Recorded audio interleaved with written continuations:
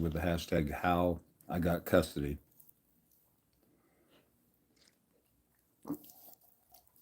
I haven't, haven't really been on YouTube much lately. Got a whole lot of stuff going on, but thought I'd go live here while I was sitting here eating dinner. One thing I want to talk about, and a theme that keeps coming up and has always come up, for those of you who don't know, I'm a father's rights advocate. I've been doing this since 2001, right after I got full custody. Started volunteering with a father's rights group, and then eventually about 5 or 6 years later, I made this, my full-time gig after I got full custody of my daughter. So, I show you guys my winning orders. I prove to you I know what I'm talking about. And one thing that's come up throughout this whole thing, somebody says, Clorox Bleach said, Happy Holidays, Merry Christmas, Happy New Year. I mean, I'll do a video before New Year, so I might as well say that right now.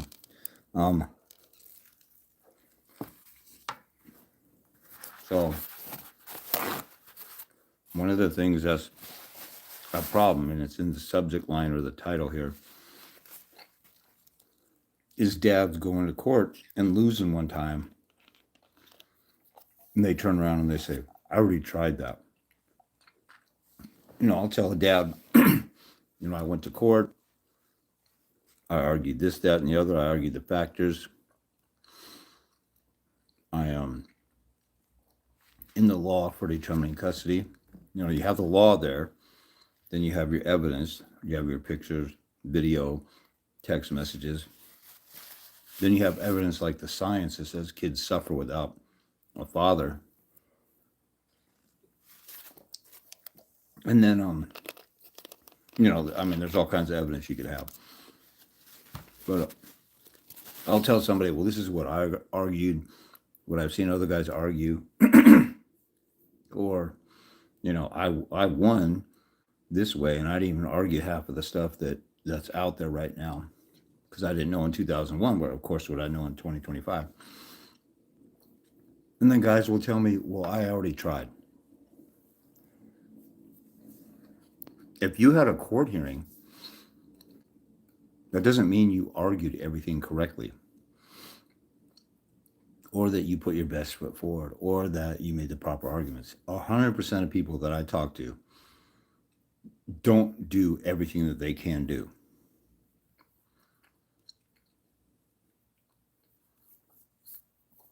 If you're playing a basketball game in high school against your rival school and you lost by 10 points in a game, and then you have another game, you don't say, well, we already tried, and then you forfeit next time you're on the court. Nobody does that. But men do it in family court.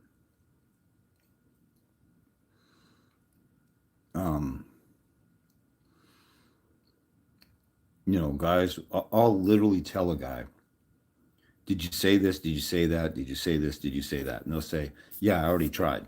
And I could tell they didn't hear what I'm saying, because they're stuck in their defeatist mental situation that has them feeling defeated about everything. And I say, okay, so you said exactly what I just told you about this, that, and that. You said these specific, well, I didn't say it like that. If I'm talking to you guys or doing a consult or doing a video, and I say exactly things that have worked for other dads, and you say, I tried, and then I say, did you do that exact same thing? And you say, no, then you didn't try that. You didn't try what's worked for people to win. Some of you have got to become more teachable. I actually just saw a study. I probably should post this in the YouTube shorts. I'm probably going to post it on, I don't know if I saw it on Instagram or on TikTok. There was a study. Now check this out. This is very, very interesting. There was a study where they divided a class in half. They gave problems to solve for one side and problems to solve for the other. And one side of the classroom was getting all the problems solved. And it was just a few questions and solving them. And they, the teacher would ask immediately after, give them like 10 minutes to figure it out. This whole side of the class couldn't get stuff right, and this side could. But they gave them intentionally impossible problems so they knew they wouldn't get it right. And they did another round, and then they did another round. Then they gave both sides problems that could be solved. And the side that felt defeated and frustrated because they couldn't figure out the first 2 or 3 rounds, they were so beat down that they couldn't get the fourth set of problems solved. So they were two sides of the classroom were quizzed on different questions. This side had easy questions, this side had impossible questions. Then they did another round, another quiz, and another quiz. Just a real quick quiz, like 3 questions or something. It was a matching of logical things. Anyway, it's some kind of quiz. And then the 4th time they gave them stuff that they could achieve. And the side that was defeated or couldn't get it right, they felt so defeated that they couldn't get it right when it was easy. Some of you guys, you go to court and you lose, you get beat down so bad, you get traumatized so bad, you think that it's impossible to win. Even when I won and thousands of my clients have won, and I show you proof and there's testimonials, all you got to do is type in the hashtag HIGC testimony on YouTube, TikTok, or Instagram. I make it real easy for you guys to see proof of what I'm talking about. And you'll see testimonies of guys winning in court, getting custody. One guy that comes to the top of my head, he stopped his baby's mom from moving from Hawaii to Texas. I have another guy where a kid in Hawaii was allowed to relocate to the lower 48 United States. I can't remember what state she's going to, but that guy didn't do the stuff that the previous guy did. Now, if you fight the right way and fight all out, it's not a 100% guarantee that everything's going to work out great. But if you don't fight the way that I'm talking about, it's an automatic loss. Wouldn't you rather give every shot that you can for your kids? Wouldn't you rather try everything possible out there? While you're on her, if any of you have any questions, this is your chance to get a free quickie answer while I'm sitting here doing nothing and I have some availability. This doesn't happen very often.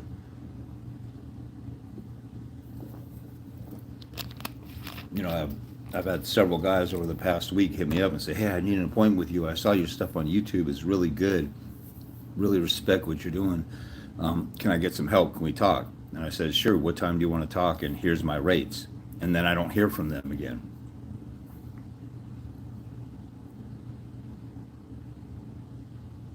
People want to piss away a chance at learning how to fight for their kids and rescue their kids from the corruption in family court, from a narcissistic, child abusing baby's mom. And I mentioned that it costs a little bit of money. It costs less than 10% of what you spend on an attorney most of the time. Or, maybe less than 20%. I charge $80 an hour for consults. Attorneys charge $300 to $500 an hour. So, and they're not giving you half the information. They may not even give you any information that I tell you. I constantly get guys with attorneys. I was just talking to somebody who went through one attorney. He's on his next attorney. I asked, did your attorney talk about doing a deposition? Did your attorney tell you what the statutes in yours? This is the most insane thing about attorneys. They're an attorney at law going to a court of law in family law to fight for your lawful right to be in your kids' lives. And they never tell you what the law says, and they don't argue the law in the court of law. That's insane. That's like an attorney defending somebody. Let's say I'm in trouble for assault and I have an attorney, and my attorney goes to court, and the maximum sentence for assault or the type of assault I committed is 5 years, and the judge gives me 7. And then the attorney doesn't brief me on the max sentence, doesn't even argue it in court, and I just got shafted, and the judge totally defied their. Now, it's almost probably impossible that a judge would make that kind of mistake. But since family court is so corrupt, the mistakes that family court makes or the abuse of power the family court judges make, it's kind of the equivalent as if a judge in criminal court violated the law and said, I'm going to sentence you to 7 years when the maximum is 5. The judges are subject to the law. Just like a referee in a ball game, a referee can't say, for those of you who are football fans, a referee can't say, well, I'm going to let you hit a guy out of bounds. I'm going to let you hit a guy after the whistle. I'm going to let the offensive lineman hold.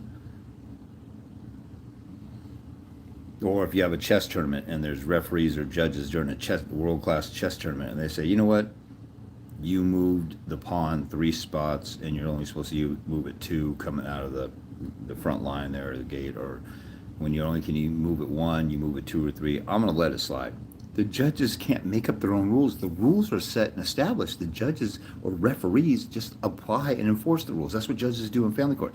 That's why when I tell people, tell them that they're not following the rules, and they say, well, they told me that this is how it goes. Now, I was just talking to somebody the other day. I walked up to the clerk and they say, you can't file an emergency motion because you can't file an emergency motion in that situation. Well, if we go look at the rules, you can file an emergency motion in any emergent situation where justice is required. The court can grant an injunction or emergency motion where justice is required. And I showed this rule to the guy, but he's so caught up in his experience, they rejected me. They're ignoring me. This is the mentality you got to have. You got to say, screw what they're saying to me. Here's the law and here's the rules. If a cop pulls you over, let's say you're going in a school lane and there's no flashing light and the school isn't out, and they pull you over for going 30 miles an hour and it's 20 when the lights are flashing and the lights weren't flashing, you would argue that you can't give me a ticket because that only applies because the rules say when the lights are flashing and 3 to 5, or let's say it's 2 to 4 p.m. when the kids are getting out, or 2 to 3 p.m. and it's 3:05 and they're not flashing, and he says, well, it's close enough to the time, I'm going to give you a ticket. They can't make up their own rules, and you guys know that. But for some reason, in family court, we turn into a bunch of fruity little pussies. And the clerks and the judges and the family court facilitators and the lawyers at the courthouse, they'll tell us, oh, you can't do that, you can't do that, you can't. And I tell the guys, go back to them and say, give me the legal authority that says you can't do that. Oh, we have a flyer here that says you can't do that. Or that we just don't do that around here. Okay, well, in Jim Crow South, they just didn't give black people a fair hearing. Did that mean that that's okay because we don't do these things around these parts? We put Japanese citizens in concentration camps during World War II because we were paranoid that every Japanese citizen was a spy. Violated their rights. Reparations came later. But during that time, they said, we're doing this because of the emotional status of the country. We're in the middle of war, and because we're so cranked up emotionally and we're so prejudicial toward the Japanese, we're going to throw them in concentration camps. Well, in family court, they're so cranked up to protect women from abuse, and they're so hyped up from, judges go to seminars. And the seminars, these feminists will speak, and Joe Biden's Violence Against Women Act from 1994, that was renewed in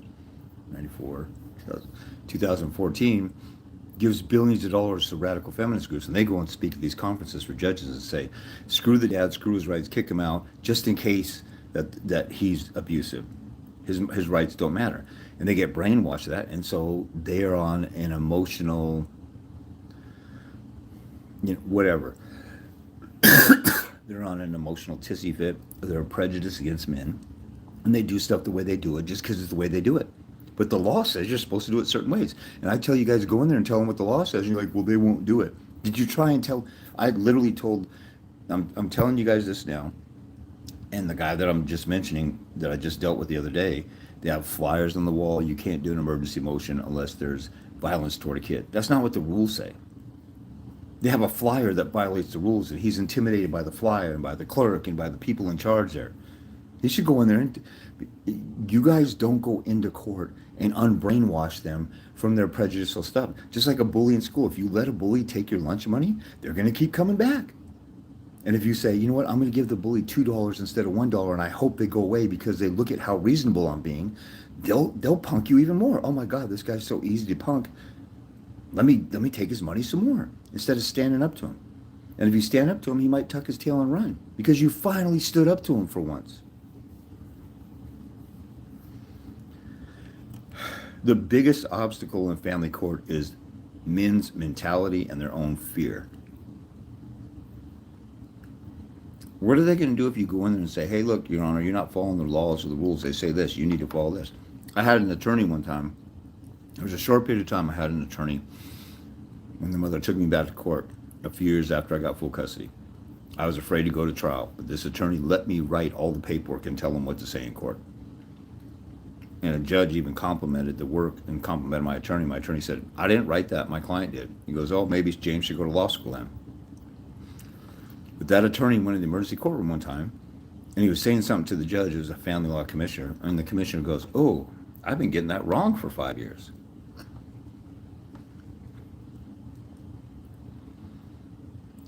So he admitted he'd been getting it wrong because my attorney pressed him and pressed him. And said, you guys got such pussy mentalities, you don't think you can go into court and argue your case, which is what your job is. If you're representing yourself, you're being your own attorney. The whole purpose of having an attorney is to argue your case and present it to court and tell the court what the law says. And you guys are afraid to do that, and you don't do that, and you hope that the judge catches the mother's wrongdoing by osmosis or by some seance or by, crystal ball. That's like if you're in a basketball game and somebody's tugging on your shorts and the ref isn't looking, if you don't go tell the ref to look out for it, it's your fault.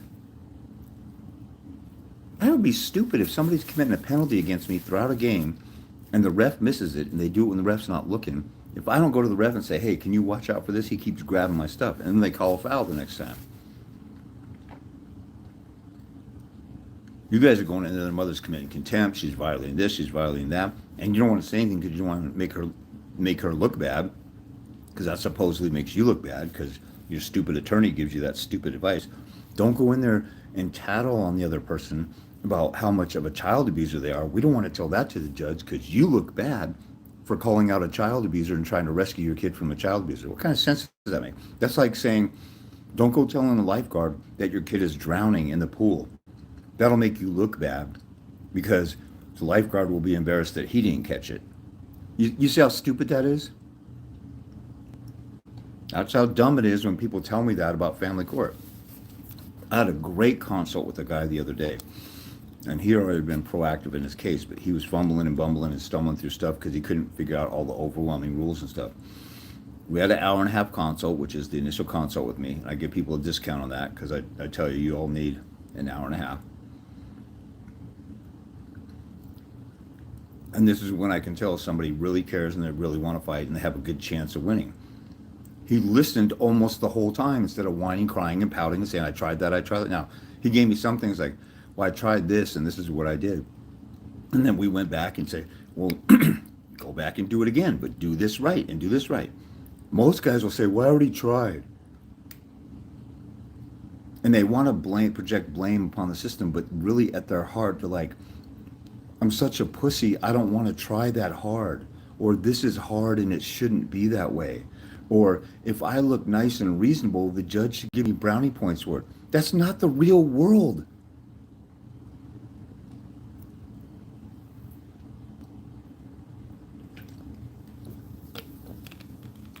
If your life with your kid is on the line, it doesn't matter whether the court system is fair, biased, or dominated by radical feminists. You have to fight for your kid. You're the dummy who had kids with a crazy person. So was I. I had to fight for my kid. And the reason why I could be so harsh like this and tell you guys there's no excuses is because I didn't have any excuses. I mean, I did, but I didn't let them get to me. I was traumatized and blindsided with an emergency restraining order before we went to family court. I couldn't believe it. I was so betrayed by my baby's mom. But I had to pick up my boots, strap on my boots, and get and figure out all the weapons that are available to me and get on the offensive and use them all. And I went to court and I lost, and then I went to court and I lost, and I went to court and I lost. Or it's a neutral thing, and I didn't gain anything, so I didn't see my kid for 40 days straight, and she lived 3 blocks away. It's the most tormenting thing. I've ever dealt with in my life, and I couldn't eat. It's the first time in my life I ever had a problem eating. I kept at it and kept at it and kept at it, and I didn't know anything about the war of attrition. I see you guys got some comments or questions. I'm going to get to those in just a second, but I have to get this point out. The war of attrition is the way that most guys win this. You get on the offensive and you beat the snot out of the mother. She surrenders, she gives in, she settles out of court because you have leverage because you're getting on the offensive. If all you've been doing is getting your butt kicked and you won't get on the offensive and you won't call her out for anything and she's not embarrassed and she doesn't sweat, bleed, or, you know, shed any tears or have any stress, then she's punking you and she's in control and she has all the leverage. Why would she settle with you? Let me get to some of these questions. But you guys got to stop saying, well, I already tried that. Try again. There's always something else to do. Have you done a deposition? No. Do it. Have you done interrogatories? Yeah, but they didn't answer in 90 days. How come you didn't do a motion to compel? Oh, I didn't know about that. See, yeah, every time I talk about something, you guys always have something that you haven't done or haven't accomplished or haven't tried. And you should be wanting to try everything. But most guys whine, cry, piss, and moan. I had a guy on TikTok. He, I can't remember if I jumped on his page or he jumped on mine, but he basically said the system is designed to screw you over and cost you all this money. I said, you don't need an attorney to do this. That's kind of a whiny little excuse. And he goes, I've been dealing with the family court for 10 years. I know what I'm talking about. The system is corrupt and this and that, blah, blah. I said, dude, look at my username. It says how I got custody. I won in court. You lost in court. You're telling me how hopeless it is for guys to win in court, and you're talking to somebody who won. How freaking insane is that? This is the stuff I've been dealing with for 25 years almost. A quarter of a century, I've been listening to guys whine, cry, piss, and moan and pout. And then when I tell them the answers to, and things that they haven't done or how they could do something better or try better, they say, no, I already tried. It hurts my butthole to get off my butt and actually do something. I'd rather sit here and sulk. Okay. So Clorox Bleach 9847 says, I do have a quick question. As a father who's bipolar 1, what should my argument be in court? I've got on medication, done everything I can to show I'm a stable parent. Okay, if they're using that against you, number one, the first thing I say, how come you're discriminating against somebody with a disability? 70% of people in America take prescription meds for some kind of mental illness or disability. If you're going to take my kid away because of this disorder that I have or this problem I have, which I have medication to fix it and balance me out, then number one, you're anti-science.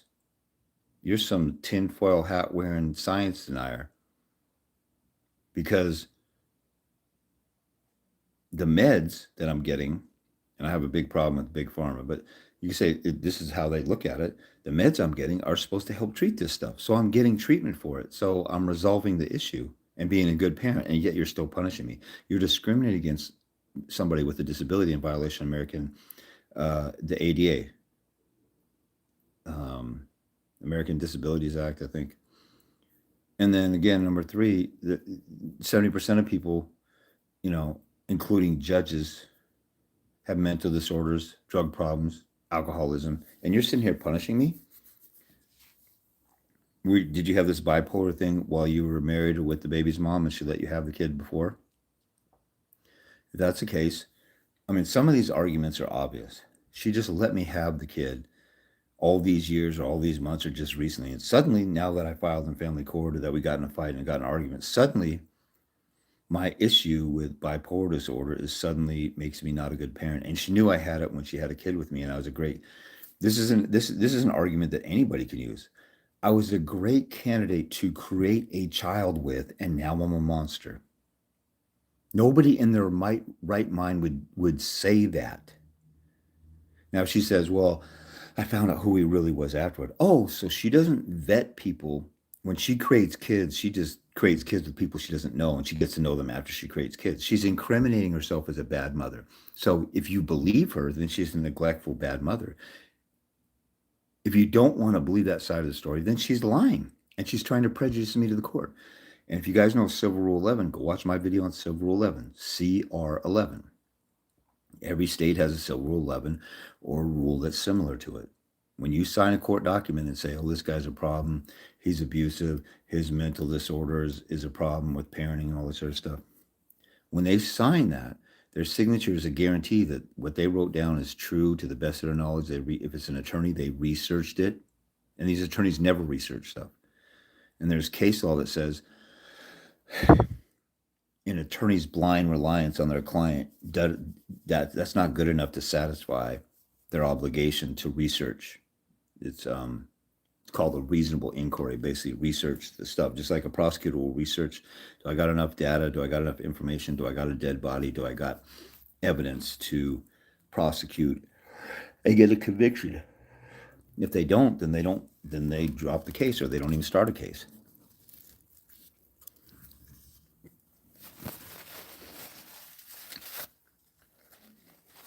A family law attorney should not bring an allegation against you unless they thoroughly research it. It violates Civil Rule 11. You should be asking for Civil Rule 11 sanction against them. But nobody ever does that. Why?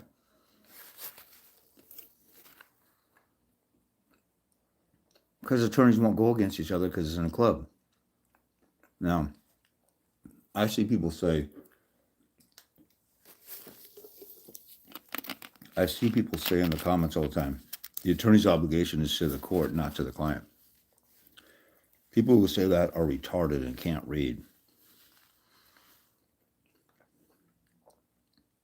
Everything in the rules of professional conduct and the oath of attorney is to have allegiance to their client and diligently represent them.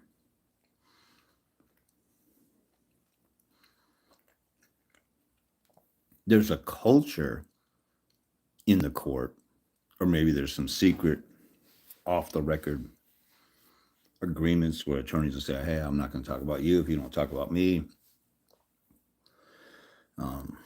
I'll refer your law firm for mediation in different cases if you do that for me, quid pro quos and stuff like that.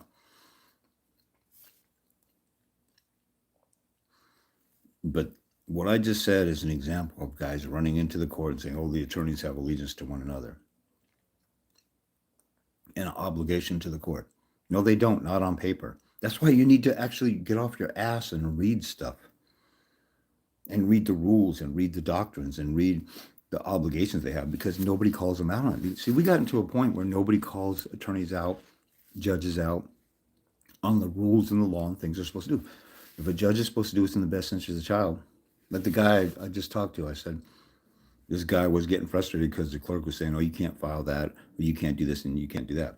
And I was telling him, but the rules say you can. He goes, but they said, as if those people are his Lord and Savior and gods of the universe. The thing in charge of the court is the law, first and foremost.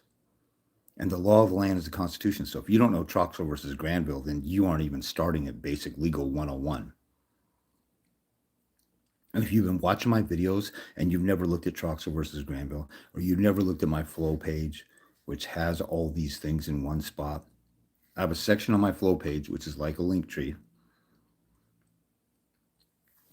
If you go to the bio on my TikTok, my Instagram, or on my YouTube, the bio or the main video, under every video, I have a link to my flow page. And there's a section in there that says must see information. In 2001, I would have killed for that type of information. Everything that I found in 2001, I found by blood, sweat, and tears, and driving to the law library and opening up actual books. You guys got stuff at your fingertips at the push of a button, and you don't use it. That's pathetic.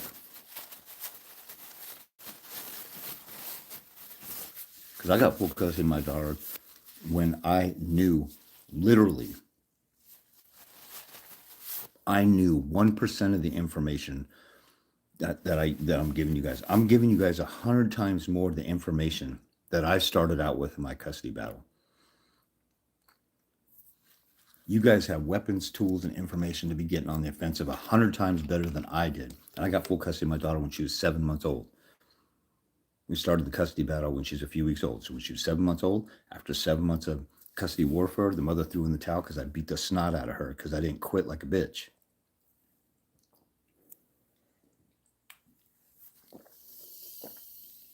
And it hurt to fight. I spent nights crying myself to sleep. I got depressed. I couldn't eat.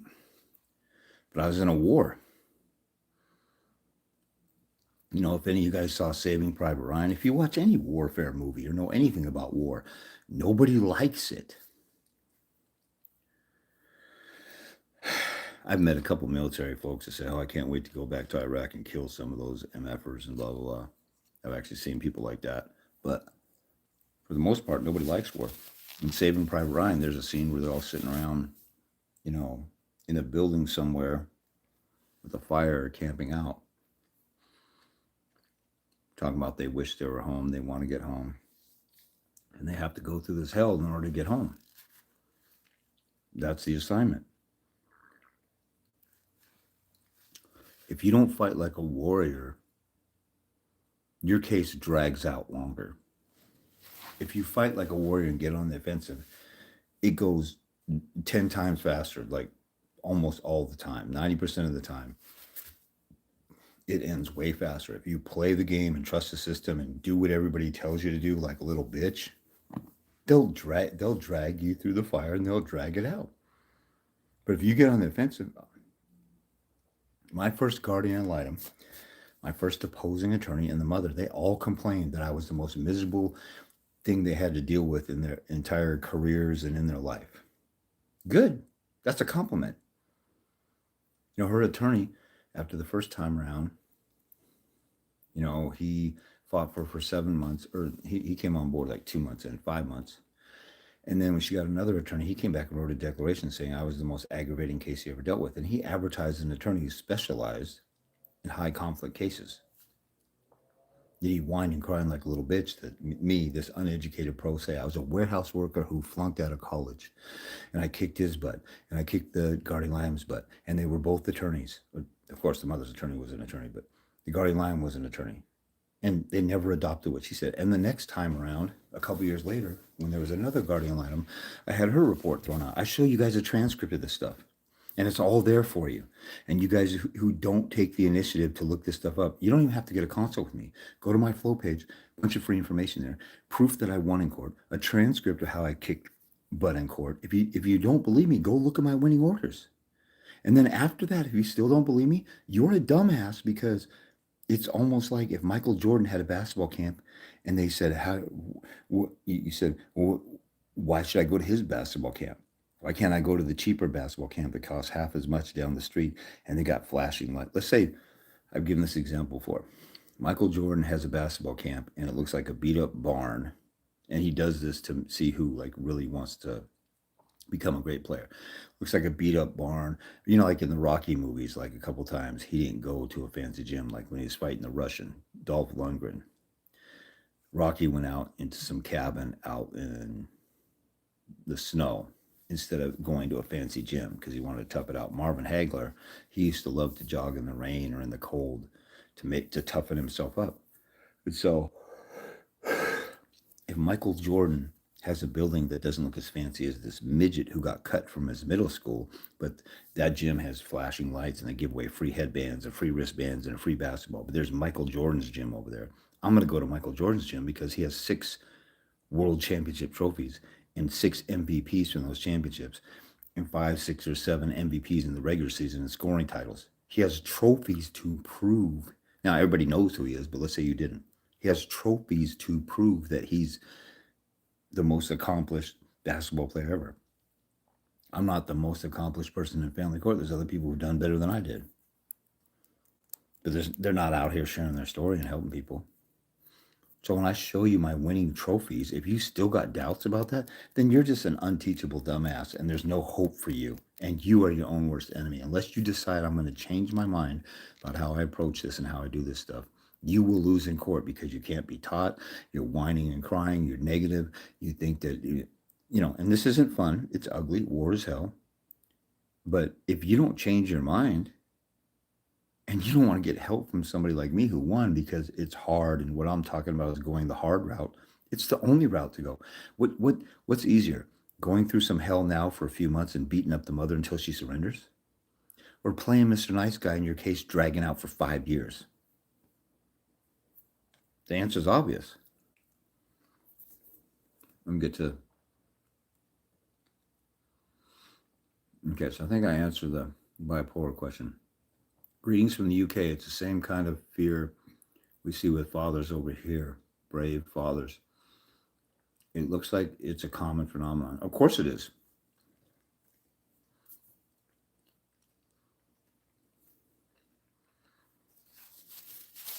The system's anti father. It's ran by a Jezebel dominated court system. For those of you who believe in spiritual warfare, there's a spiritual war going out there. Every single one of you walked into a family court room and it feels like you walked into a twilight zone, into a different dimension, and then you walk out and some of the lawyers go, I can't believe how corrupt the system is, or that's crazy what happened in there, I can't believe it. And you go in there with evidence and all this proof and they don't believe you and they just rush you through. It's like you're in a twilight zone because there's a spiritual war going on. But if you don't believe that, these people are mentally ill and they're sociopaths and they don't care about the kids. And so guys go in there and they're intimidated by the system and they think they're going to get the death penalty if they go in there and stand up for themselves. But see, what I did was I went and I read the law and I read the rules and I held people to it. And I didn't care. See, I went in there with the mentality, all these people around me, they're not my friends, they hate my guts. I'm going in there and I'm focusing on talking to the judge. And I'm talking to him like I would tell anybody out in the street. See, what's crazy, I've worked at several different law firms or with several different lawyers. I worked at the largest family law only firm in the greater Seattle area, McKinley Irvin. And that's in Seattle. So that's the biggest city in the upper, from Minnesota, go down and go across to San Francisco, the upper left 1/4, not just the Pacific Northwest, but the biggest city here. So if you got the biggest, baddest family law only firm in Seattle and in the Northwest, it was the biggest there. And I've been with some solo practitioners. So I've seen it all. I've been a clerk at the courthouse. I've seen it from both sides. I've seen how judges talk behind people's back and how they're just ignorant idiots who just put on a robe. They've never been through family court because they don't know how it is or how it feels to have your kids taken away. The men expect the dads to just take it up the rear and be happy being an every other weekend dad. And so you get railroaded, and then if you stand up and do something, you stick out like a sore thumb, and you don't want to do that because you've grown up being a pussy, worrying about what everybody thinks about you, instead of worrying about what your kids think about you and whether you have a life with your kid. Anybody who's ever stood up for anything and changed anything looked obnoxious to everybody around them because the average human being sits on the sideline and watches. During the Revolutionary War in America, only 7% of people took up arms to fight the Revolutionary War against the British, to free Americans who settled in the new land. The Europeans that moved over here, the British, obviously were taxing folks and controlling folks and had their military here. And we stood up to them, had the Revolutionary War. And George Washington said, my people are asleep. They don't really know what's really going on. And only 7% of people fought. David Goggins, if you guys are scared about going to family court, you get your butt kicked, watch some David Goggins videos. That's another guy who has no excuse. I'm the excuse killer in family court because I was uneducated, flunked out of school, warehouse worker, was up against a guardian ad litem and an attorney. And some of the guys I've talked to say, well, there's a guardian ad litem and there's an attorney and there's a judge and I don't want to piss him off. And they're telling me all this stuff, and I destroyed guardian ad litems, attorneys, and judges. This is how delusional my gender is. Just like you guys walk into family court, and the family court system is like the Twilight Zone, and it's a whole nother world, a whole nother dimension, and it's crazy. When I talk to you guys, and you guys tell me I can't do it, men can't do it, and then they'll turn around after I show you my winning orders of doing it without an attorney. Do you think I could represent myself? What the F do you think I'm even doing here? Now, most men, they want me to coddle them and say, I know you can do it. I can predict that you will win if you take these steps. I can't do that. Some guys get on the offensive and the mother gives up the first day that they get on the offensive and show that they have some actual balls and they're not pussy whipped anymore. And then the woman respects them. Women will punk a guy and control him. And then they'll like, oh my God, he's so soft. I can easily control him. And you would think you could have someone like, well, why don't you just stop controlling him and just respect him? They can't. It's in their nature. It's the curse of Eve. They want to rule over the man. But when you put them in check, then they have to respect it. They usually do. But no, most guys don't want to put them in check. So guys are afraid what everybody thinks. They're like everybody else in society. They sit on the sideline. During the Civil Rights era, there wasn't a whole bunch of, during the Civil Rights era, there wasn't a whole bunch of stuff, a whole bunch of people. Like you didn't see Martin Luther King marching with 5,000 people every time he marched. There's like a couple dozen. His famous speech, there's, hundreds of thousands of people at Washington, D.C., but only for events like that everybody knows, okay, I'm not going to be hosed down, or they're not going to sick any dogs on me or anything.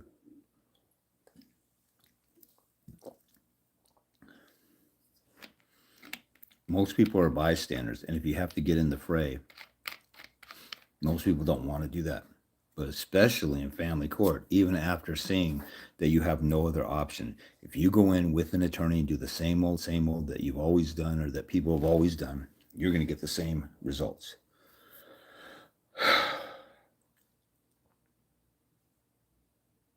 And all the fathers' rights groups out there are a bunch of delusional, soft, sissy little, like Mark Ludwig is one of the more famous ones, the fathers' rights movement.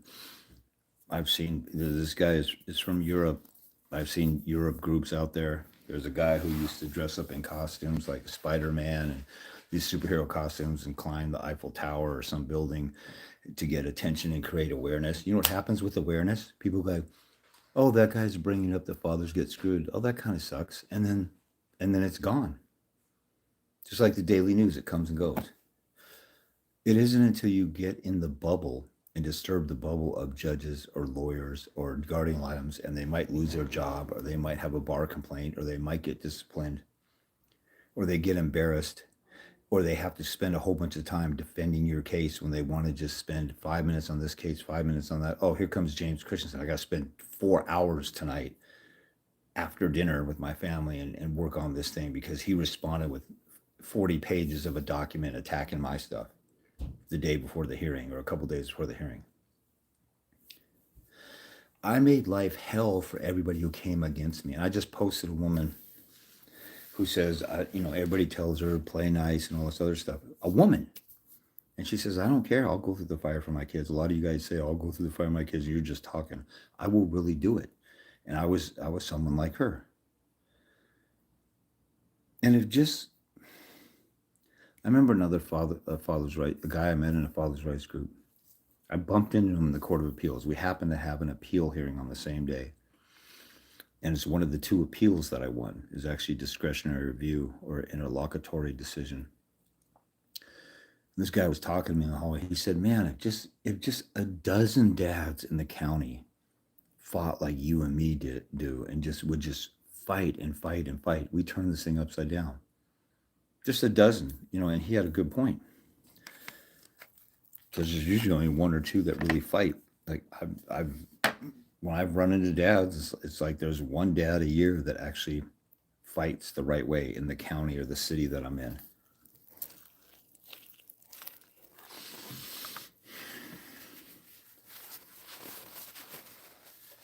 But the guy from Europe said we got the same problem here. I've been dealing with people in Europe, Australia, Canada, and America for 25 years. And 90% of dads are scared, intimidated, or they're total pussies. Some of them are afraid of their baby's mom, or they just don't want any drama. Like guys usually want peace.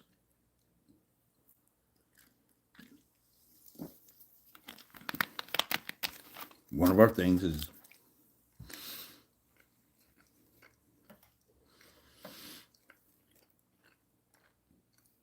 and most guys,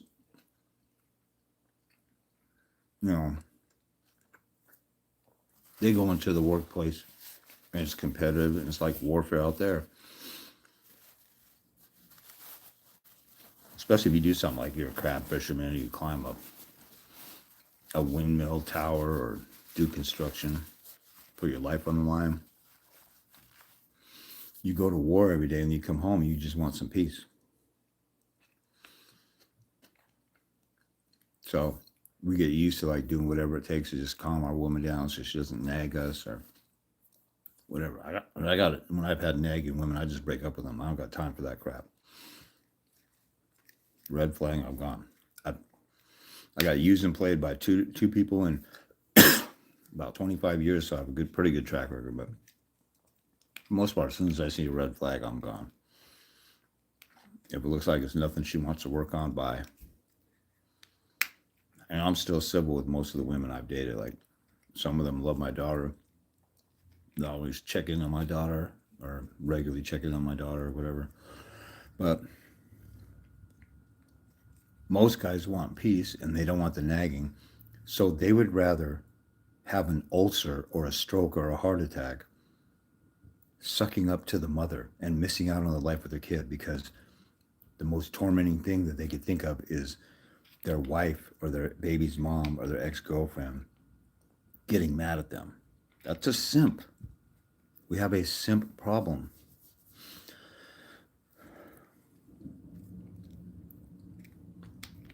And there's a problem when these women are witchcraft, manipulative Jezebels, and they got a spell over your mind where you just turn into like, I'll go through all the different, what are you afraid of? Stand up to be, well, this might happen, or the cops might do this, and this might happen. And then I break it all down. Well, what's the worst scenario? You can't go to jail for just standing up for yourself or whatever. So what, and we get down to it. Some guys will say, I guess I'm just afraid. Just say that. Say it. You're afraid, and you don't love your kids more than you love your comfort. You want to be comfortable in this war over your kids. There's no comfort in any war. I grew up being a beta most of my life. If you grew up in a single mom home, or mom spoiled you, dad didn't teach you how to be a man, and you're a pussy, it's time to choose to fight like a real man, whether you feel like it or not. Because warriors do that. Warriors are usually men who they're afraid, but they go anyway. They have the same feelings, fears, or, fear is an outside thing that causes us to think, think about all the bad things that could happen. Fear is something that we're usually afraid of something that hasn't happened yet. Warriors go despite the fear or the outside forces or influences of fear. Pussies say, well, there's something to be afraid of 5 miles down the road. Let me go curl up in a ball in the corner and hope that this fearful thing doesn't see me.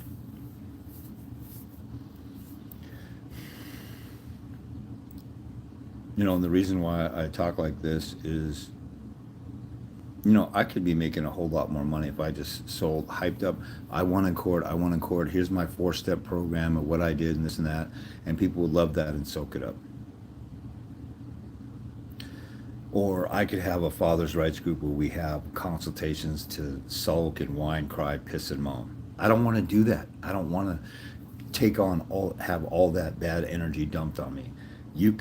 I help people become warriors or obtain skills on how to fight. There's a lot of people who want to educate me on the way I talk or the way I do business. Bye, bitch. I don't need you. You need my help. Come and get it.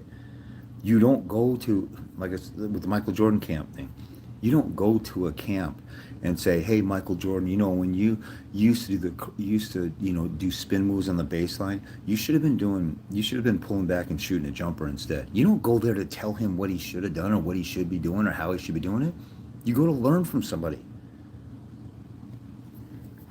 My gender's turned into a bunch of entitled little divas, and we go in with these emotional feelings and we want everybody to hear. Here's one thing that you got to really realize. Nobody gives a damn about you or your custody battle. They can't.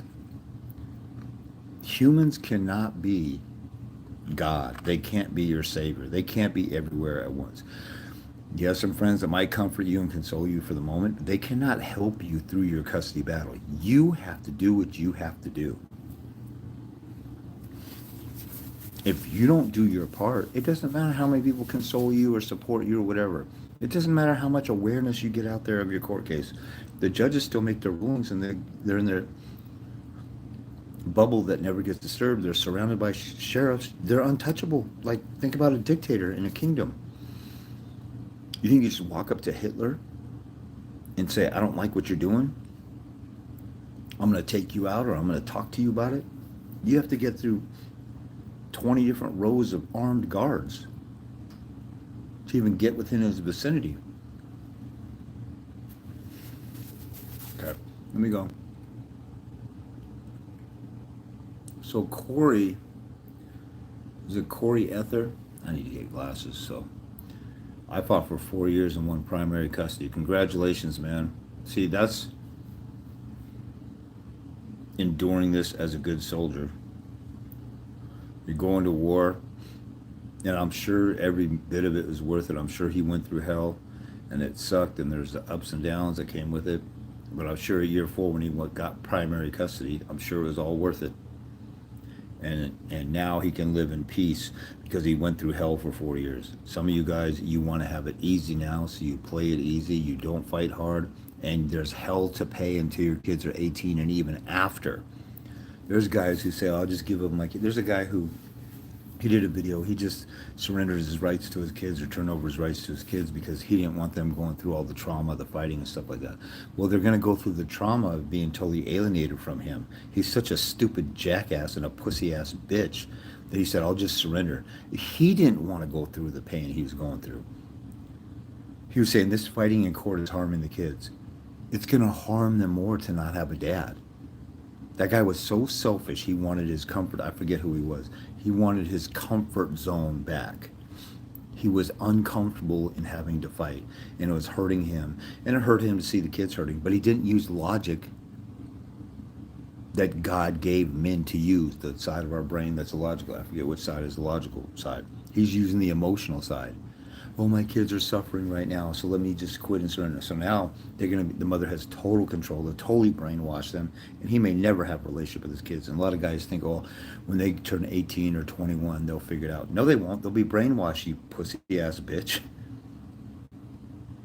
The only person who can rescue your kids is you. And you're sitting there saying you don't want to do it. Like somebody else is going to come and take your place and rescue them. There's nobody out there. Nobody cares about your kids. They can't. Like, people can care from afar, but they can't care enough to do anything about it. Even your closest friends. I had a close friend who stuck out his neck for me, and he did what he could. And I appreciate him to death for what he did. It helped me during a restraining order hearing early on. But outside of that, he couldn't do anything. I had to do everything on myself.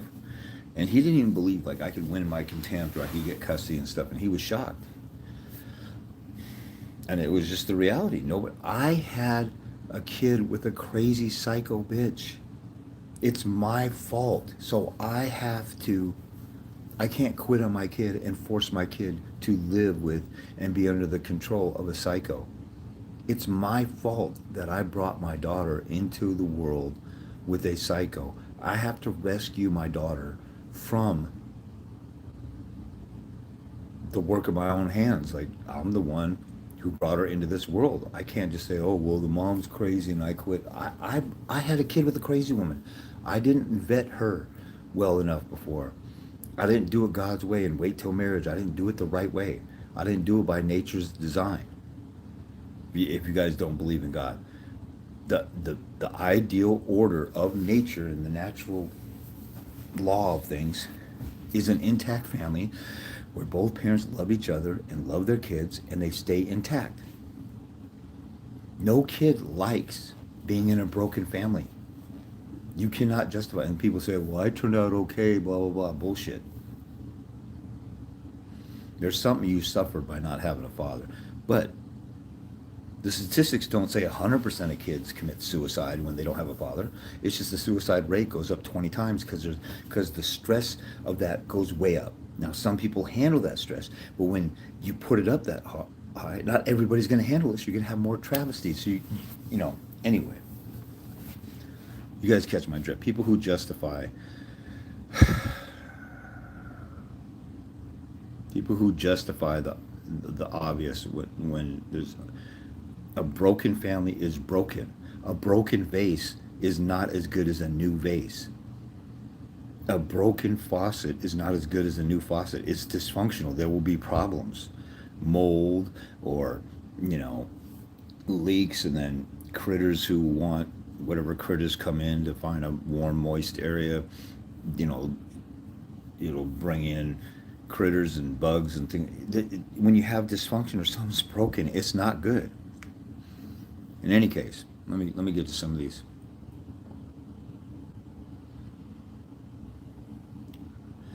So, Corey Ether got custody. Smartest thing I ever did was to be on the offense. There you go, right there.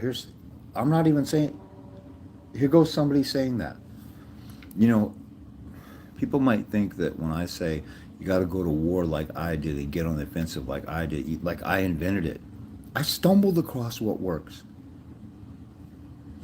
If somebody stumbles across a herb that kills cancer or makes you healthy, they didn't invent the herb, they stumbled across it. But see, people who get mad at me, they're mad at me because they were a pussy and I'm calling them out for being that, and it makes them feel bad and they have to deflect attention away from confronting their own demons or their own sissification, and they don't have an excuse anymore that they could sit on. Like I said, if I talk to somebody and they're afraid, I can't do this, I can't do this, I say, you got to do this, you got to do this.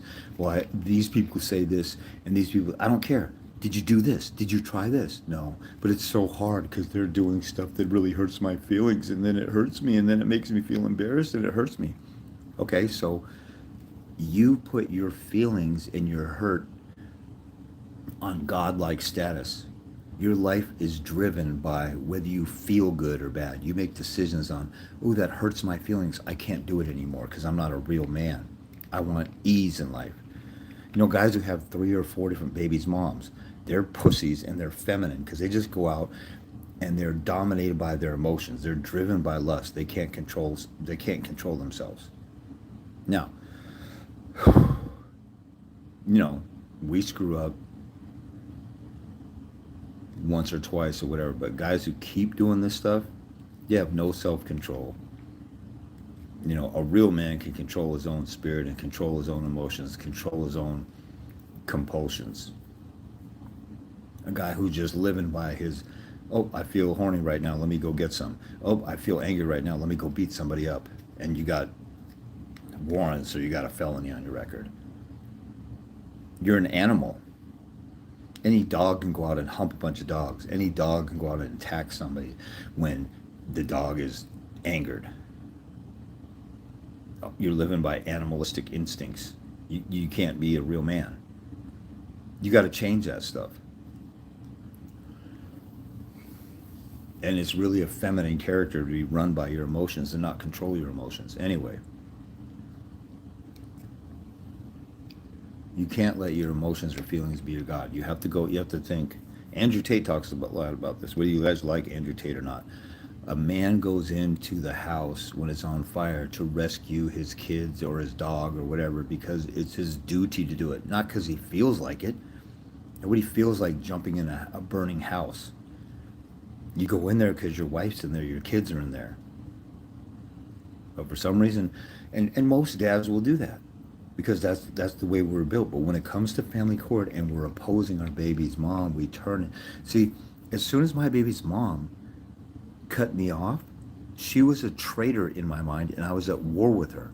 A lot of you guys, and I had advice from even an assistant pastor saying, well, maybe you need to wait till the smoke clears and she cools up. I said, dude, I don't have time to wait.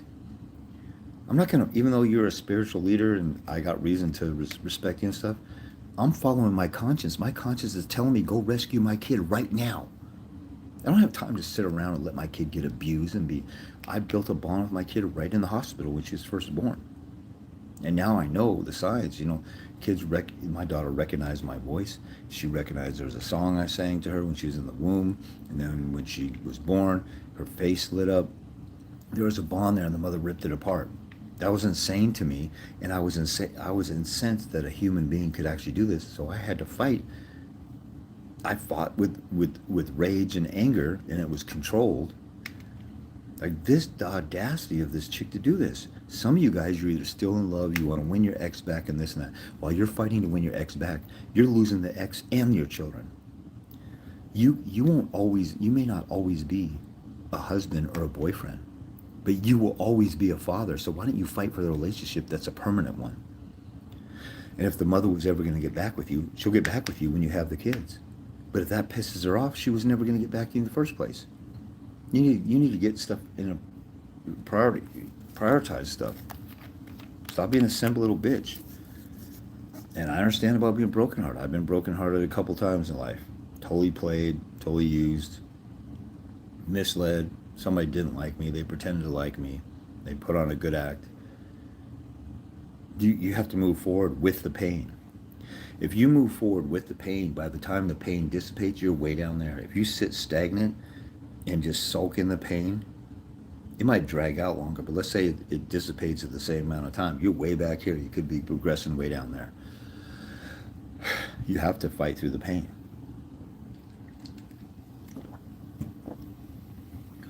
What that means is you don't feel like fighting. You don't feel like going to court and getting humiliated and laughed at. I was outnumbered, what, 6 or 7 to 1 at some court hearings. The mom had her little minions, and then there's the court, and the court clerk is treating me like crap, and the bailiff is treating me like crap, and then I go out to the court clerk to file the paperwork. I'm outnumbered 10 to 1. Everybody hates me wherever I went. But you know what my focus was? Like an Indiana Jones movie. Indiana Jones is going after that treasure. He's going after the Holy Grail or the Ark of the Covenant or whatever thing he's going for. He goes through tunnels and pits and rivers and seas and caves and thugs and criminals. It's like an Indiana Jones movie, and your kid is at the end of the tunnel, and you see a small light, and your kid is there. The only way to get your kid is to go through that tunnel. And there's snakes and wild animals and thugs and knuckleheads and murderers and stuff like that. And your kid's at the other end. Are you going to go for it or not? And family court, there's no murderers waiting to jump you, so it's not that bad, but I'm speaking figuratively. There's pain and suffering in that tunnel. There's spikes coming down that are going to squeeze on you or whatever. Do you love your kid more than the pain you're going to go through? Or do you love your comfort more and you don't want to be disrupted? Oh, if I spend some time looking up the laws and preparing for a hearing, I might miss Thursday night football, Monday night football. You're a bitch-ass, hoe, faggot, punk-ass, mother effing sellout to our gender. You're the pussy-ass bitches that are destroying Western civilization. It is what it is. And we're not talking about who's the toughest and who can beat up who and who can do whatever. I'm talking about a warrior in spirit who can endure and stand up for justice. And then when they lose, get back up on their feet. And when they get knocked down, get back up on their feet. You know, like a boxing analogy. We all love Rocky or a champion who got knocked down and gets back up. You know, God, who was the MMA fighter? There's a big old MMA fighter. I think it was a heavyweight. I forget his name now. And there's a famous MMA clip that went viral where this dude is knocking him out. This dude knocks him out. He falls down. It looks like they're about to go. Looks like the ref is about to call him down and out. And then he just pops up and rolls away really quick. And then he gets knocked down one more time, and he really looks out like his arms are flailing like he's dead. And then he rolls away again. And Joe Rogan's like, I can't believe he's letting this go. Like, I thought he was gone and down and out for the count. And then about a minute later, he punches the other dude and knocks him out. And his eyes are rolling in his head, and the ref calls him, calls the fight. But we love stuff like that. But there's very few guys that won't throw in the towel. I felt like I didn't have a choice. What else do you have to do in life besides fight for your kid? What else do you have to do besides go to work and eat and sleep? Nothing. But if you were a single mom raised feminine little soy boy, who wants comfort and ease and everything in life, then you got what you deserve because you had a kid with a crazy woman. You didn't vet her. Now, I know women can put up a front. I got played by a couple of them, but I still saw the signs. I just didn't. Love can be blind. You can let stuff go. You can let stuff slide. You got to realize modern women nowadays are just so manipulative and crazy. Women look for provision in a man, but it gets so perverted that women look at men as means by which to survive and tools to use. And men are waking up to that. But I got to go back to David Goggins. David Goggins said, and he attributed this quote to somebody else, but in a war, at least 10% of the people shouldn't even be there. 10 to 20% shouldn't even be there. About 80% are targets. And then maybe he said like 70, and then there's like 10% who are real fighters, and then 10%, or maybe he said even less, are warriors. And David Goggins is like, I want to be a warrior. You have to be a warrior. You have to be that 1%. And that's probably the percentage that I've dealt with this stuff. Like, I might watch a video, or I might post a video, and 300 people watch it. I used to get thousands, and then now it's in the tens. I don't know if I got shadow banned or what, but nobody's watching my stuff nowadays. Maybe I'm not putting it out daily, but I don't get that. If somebody stumbles across my page and they see a page, like I'm thinking like I did when I was totally lost. If I see somebody who got full custody without an attorney and I'm representing myself and there's nobody out here representing themselves and can tell me anything, and I got to go to the law library for 4 hours to find something that they could tell me in 5 minutes, I'm talking to that person. I'm watching all their videos. But I'm supposed to come up with some tricks or some internet fancy stuff to get people to watch my videos. I'll be done with this stuff if I ever have to do that. My stuff should speak for itself. And dads who really want to fight should want to just watch my stuff. Because I'm the only one out here showing people how to do this stuff, how to fight the right way. I'm definitely, there's a couple guys out there who know what they're doing or helping people. I know one guy who's really good at paperwork and stuff, but I didn't even know it till somebody called me. He asked for like a $5,000 retainer, a $3,000 retainer or something. That's kind of how much an attorney would charge. But I understand that because if he's doing paperwork, it's all consuming for at least a week to do certain types of motions and things,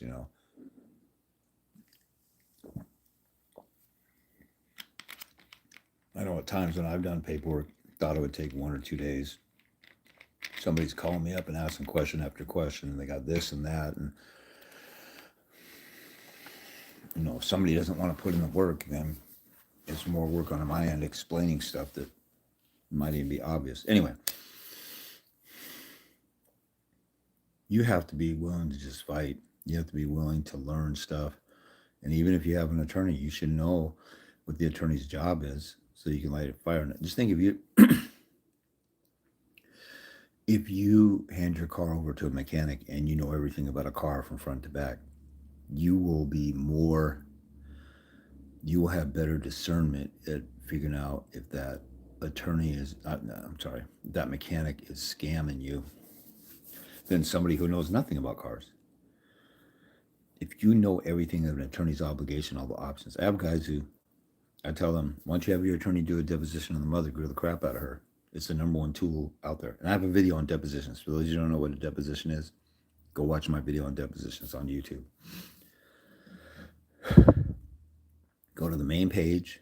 Above the main video, there's a tiny magnifying glass. You click on that, and you can type any word and search within my page. Or you can go to the main YouTube search and type in how I got custody, deposition, how I got custody, Civil Rule 11, how I got custody, attorneys, how I got custody, police, how to deal with the police, CPS, whatever topic you want.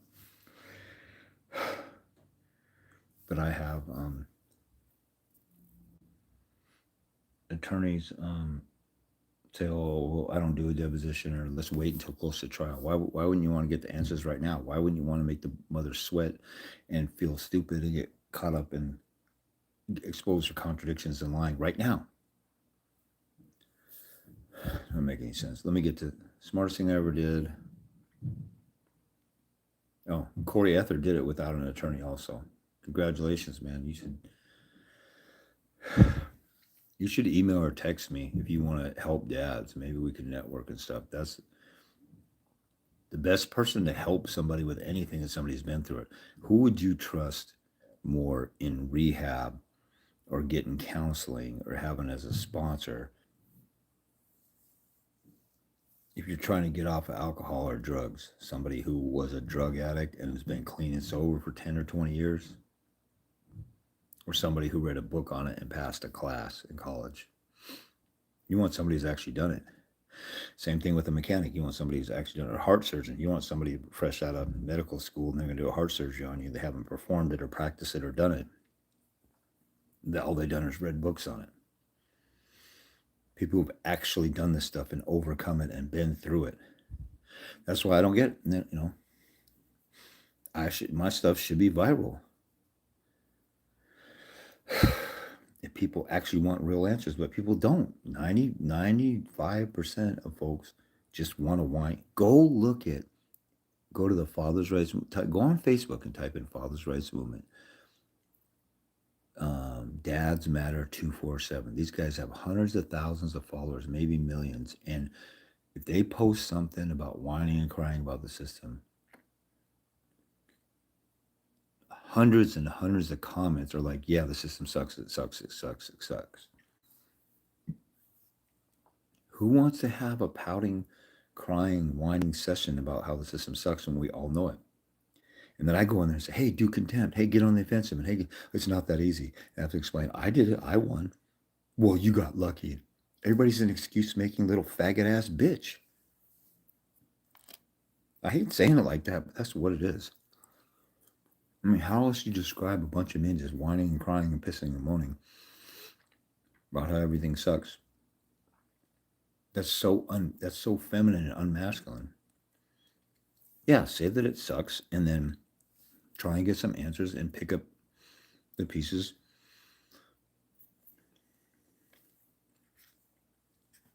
Recover from whatever you suffered. Clean up your wounds and dust it off and keep moving forward. Most of the guys who are whining and crying, they want someone to console them, make the pain go away and fix it. The only thing that will fix this is for you to get control of your kids back. And the only way to do that is to get on the offensive. You will never find somebody that can wave a magic wand or hug you or spoon with you or cuddle with you enough to make it feel better or go away until you actually have victory. The biggest rush I had in my custody, it was a bit of a rush fighting off the restraining order. Then finally getting court-ordered visitation with my daughter 5 days a week. But then when I got the mother found in contempt, I got her in trouble on my first try. And I have countless people. There's a father's rights attorney in Los Angeles. And now I'm starting to think, I can't remember. It was on Instagram about 4 years ago. There's a father's rights attorney who sells this book. He has a curly, Raleigh fingers-like mustache, and he's a gay dude, and he's a father's rights advocate, which is kind of ironic, but he says the truth all the time. But he might have been the guy that I attacked on Instagram, because this guy says that I'm too harsh and I'm a little bit radical, and he doesn't like the way I do stuff. Well, it works. And I don't see him providing any proof that his stuff works. He just sounds good. But if it might have been him, but there was an attorney who said, don't do contempt. You'll never win. Contempt only works if it's money involved. Well, when do people do contempt when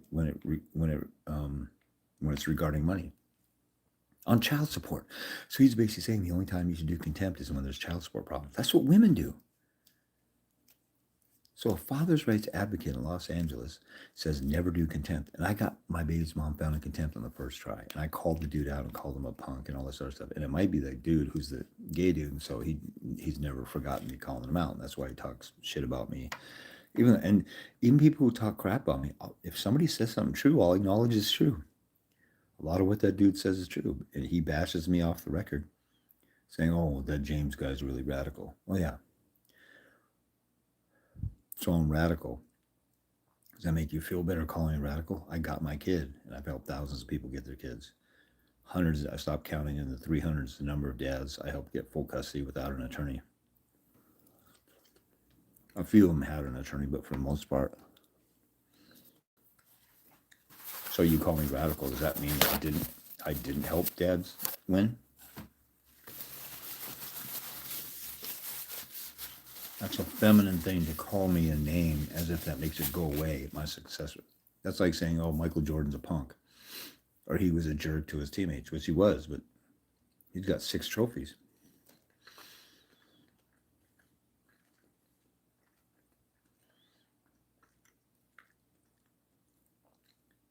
There's players who wish they had won.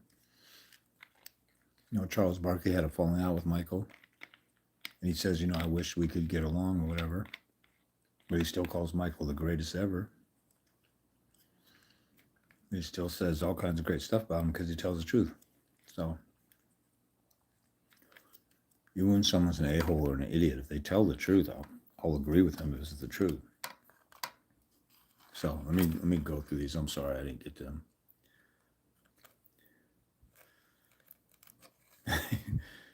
Sawyer says, smash the thumbs up.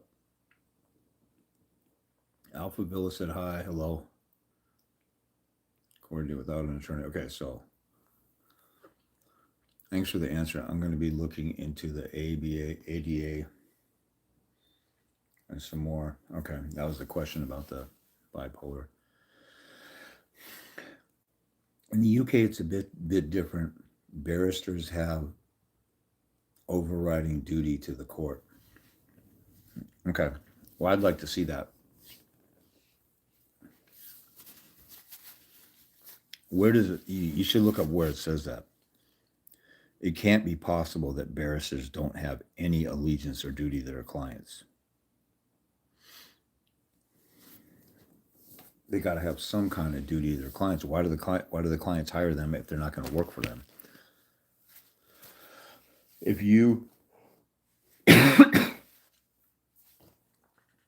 you have a landscaper or a maid or an accountant, sure, or a babysitter or daycare, they got to follow some rules that for their license.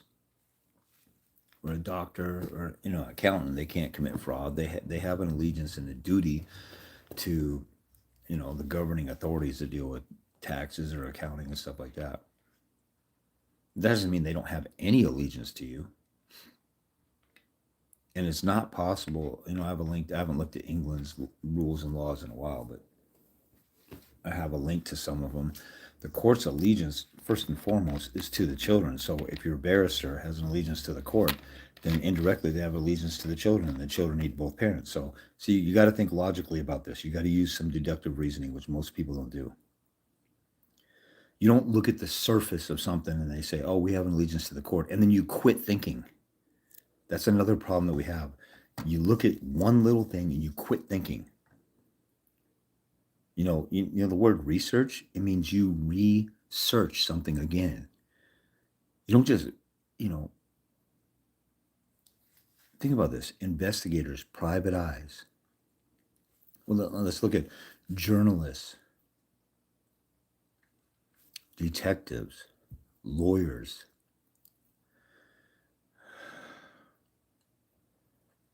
I'm trying to think, there's one more profession. Journalists.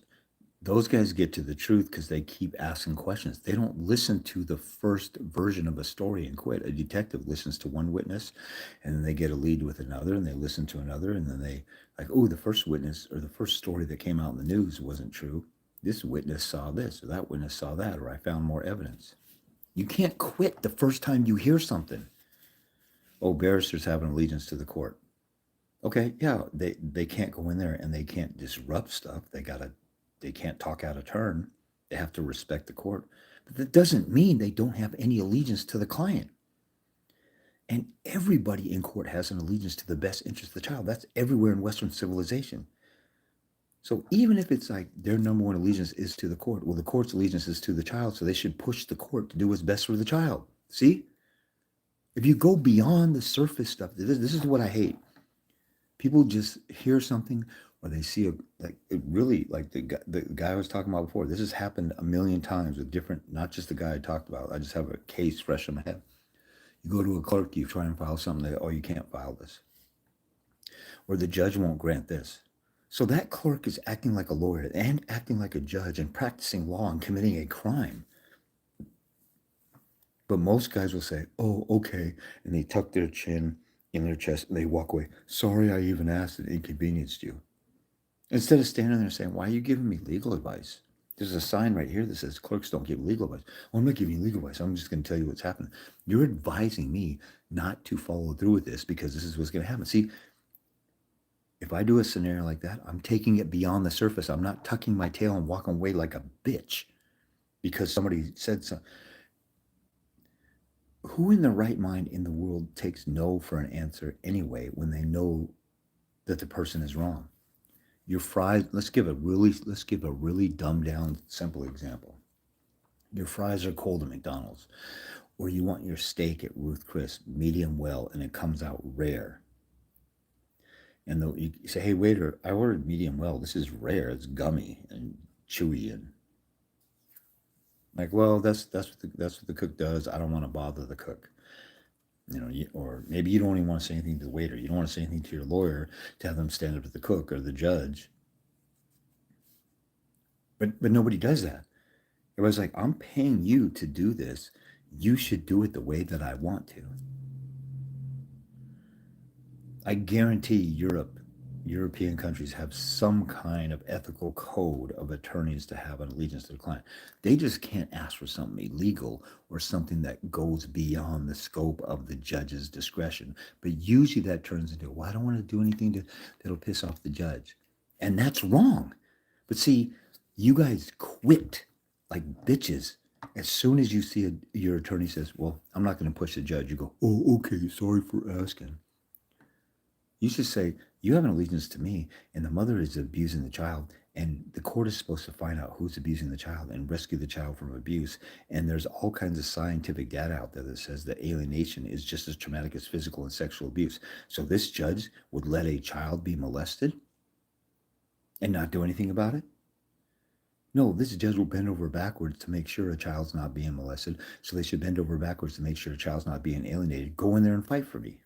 But most of you guys don't have the balls to even stand up to your attorney, even though you're paying them $200, $300, $400, $500, $600 an hour. I've heard $800 an hour in some places, like Beverly Hills or whatever. And you may not like this talk, but I'm not naming anybody and saying this guy is an example of a bitch and he lives at this address and doxing anybody. Just take it for what it is and change. If you're getting offended at what I'm talking about, it's because you don't want to fight and you're realizing you're being a pussy and you don't like that. So how about you just, instead of getting mad at me, why don't you just stop being a pussy? And if that happens, you might actually rescue your kid and you'll be happy.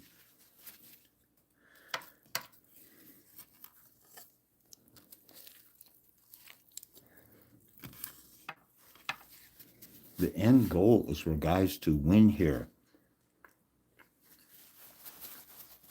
Not my goal to get my rocks off chewing guys out. I wish I didn't have to do this. I wish all guys would want to fight. Then we can get right to what are the techniques and what are the things that work for you and all this stuff.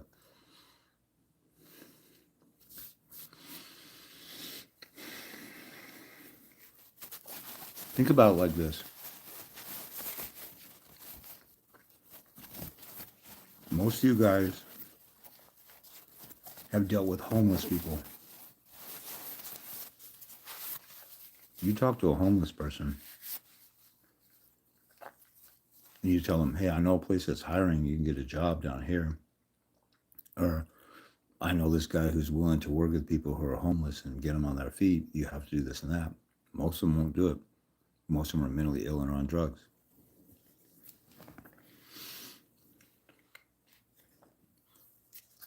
One time this guy came to my church in college and he asked to sleep in my car. I said, how long do you want to do that? He goes, oh, thought he was going to say a few days. He said, I don't know, 3 or 4 months. I was like, no way.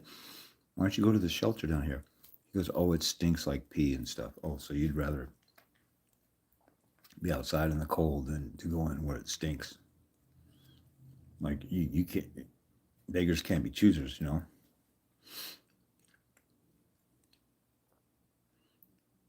This is what it's like dealing with dads. It's like, hey, you can win if you fight this way. No, I don't want to do that. I want some other way. Just give me a quickie answer. Just give me some money. I don't want to work for it. I mean, the homeless people will stand out there for hours on the street and beg for money. Like, here's a place that's hiring, and they'll take anybody off the street or whatever. They don't want to hear that.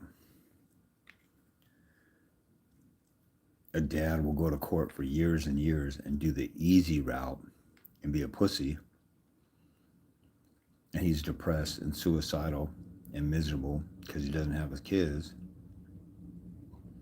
And so there's a better way, but you got to fight and you got to get on the offensive.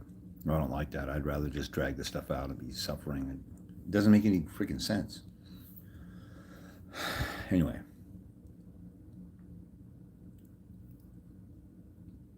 Sawyer Stash said, greetings, brother. It's so good to hear your success. It's not just me. There's thousands of people out here who've had that success because they made a decision to fight the way that I fought. There are people before me. There were a few people I knew around my time that did it, and there's been people after me or people that I worked with.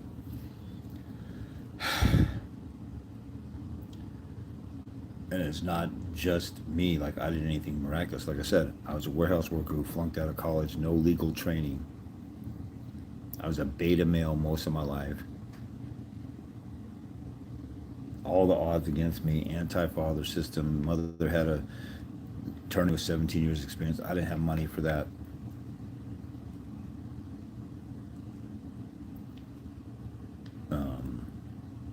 Guardian ad litem, who had a history of setting guys up. She wanted to set me up. She was wicked and evil.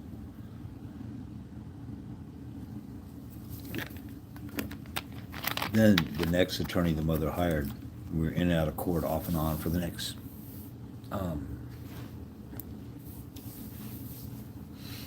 probably 16 years until my daughter was 19 or 20. College child support, dragged out for a year.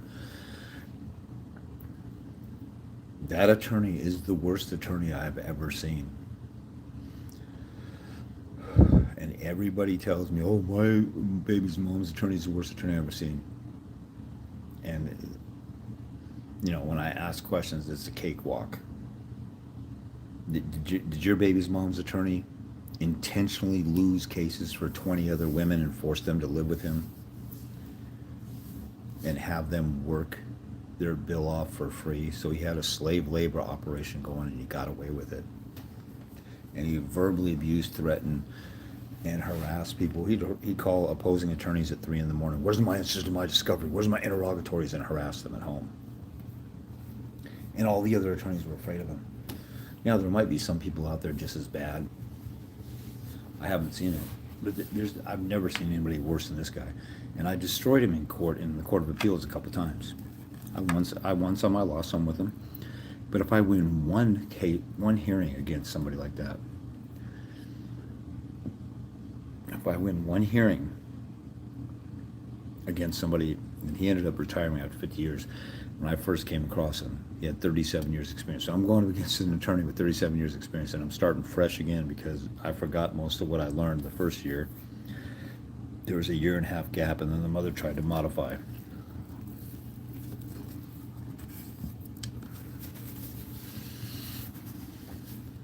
You guys got no excuse.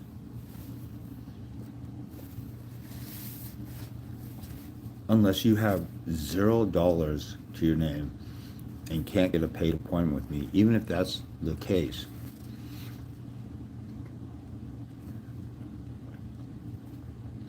I mean, I've had guys who said, I spend $100,000 with an attorney. I'll be damned if I spend a dime on you and get ripped off by you. You're preying upon people's... you're preying upon people at their lowest. You stupid hypocrite. You paid an attorney $100,000. You got your ass handed to you. You're so stupid after the first $5,000 of the product not working. You still spent another $95,000. Who does that?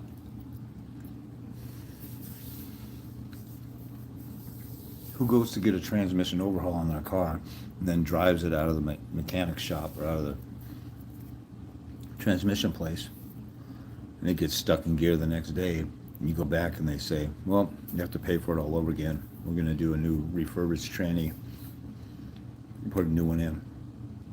And you go, oh, okay, that sounds great. I'll just pay for another one. And then you do it again. And then you do it again. And then you do it again until you spend $100,000. How stupid is that? And I'm the bad guy because I want a few $20 bills to give you way more information than that attorney ever gave you. I can't count the number of guys who said, in a consult, you told me more than my attorney told me in a year. In this one consult for an hour or whatever. Some guys have said more than my 3 or 4 attorneys told me in the past 3 years.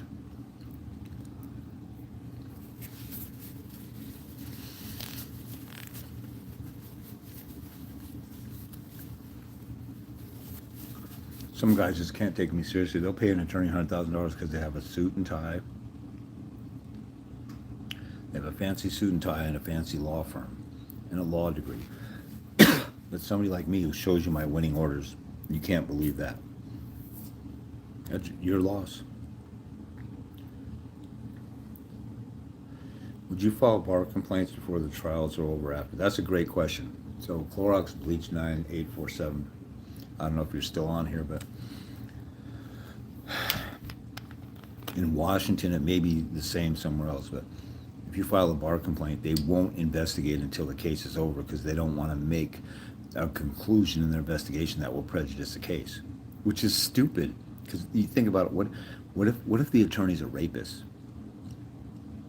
or they're stealing money from their client and they could stop it before the case is over? They're saying, we're going to wait until the case is over because we don't want to hurt the person's case if the attorney's being corrupt. Well, if the attorney's being corrupt, that shouldn't hurt the parent's case and whether the parent's a good or bad parent. So it's stupid, but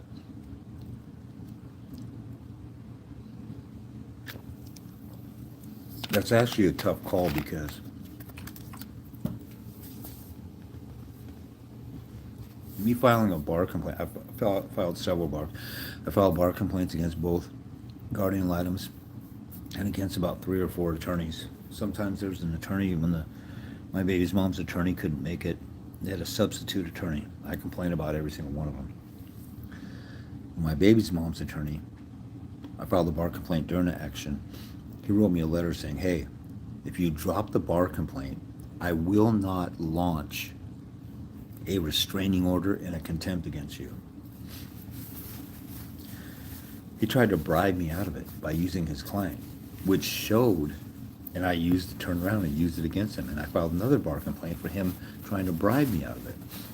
Because they ended up disciplining him. I got 2 disciplines against him. They were private reprimands, but they were still, he had to go through hell and time and energy.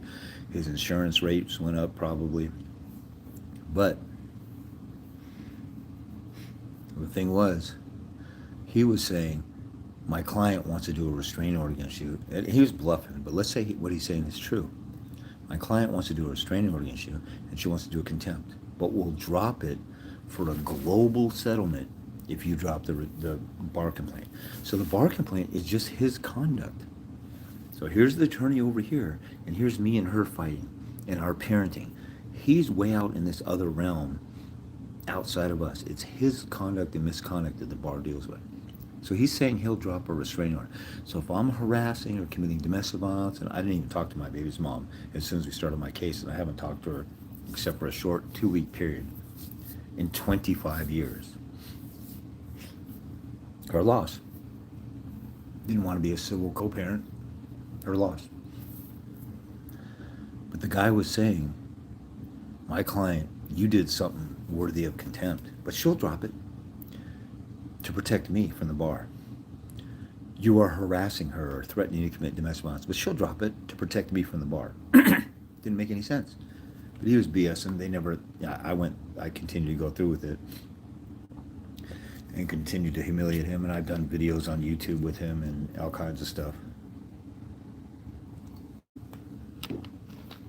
I wrote his son in Los Angeles and say, you should be embarrassed. This is what your father's doing, abusing women clients, flirting with them, losing their cases on purpose and bribing people, all kinds of stuff. Everybody, I went to war with every single person who came against me in my life with my kid.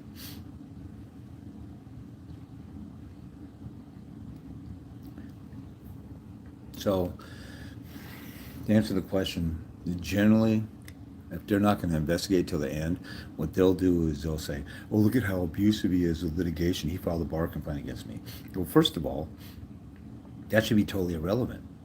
And then, if they delay the investigation until the end, how could they use that against you? What if I'm right? You can't make, the judge can't make a determination. It's not blasphemy to complain about an attorney. In fact, the most despised profession in Western civilization, you got used car salesmen, you got attorneys, and then you got politicians, and maybe one other one. I forgot. There's a list of like 3 or 4. This guy, and then he's at the bottom of the barrel working family law. See, everybody's afraid to call it. Everybody leaves the elephant in the room and won't talk about it. Like I said before, I've seen attorneys step outside the courtroom and they're like, "I can't believe the court did what it did in this, and they're corrupt and this and that." Why didn't you say all that stuff in the courtroom when it counted? You see how insane this is? I'm not going to say how corrupt the court system is, but then when I walk out, I'll say how corrupt they are. And I can't believe they did it. Why didn't you stand up and say something? Don't make a corrupt ruling here. Don't rule against the dad. Look out for the kid. Don't do this. Don't do that, like the courts usually do. But they can't say that because they're a bunch of pussies. They're a bunch of feminine sissies who went to law school and never got their hands dirty or did any hard, real manly work.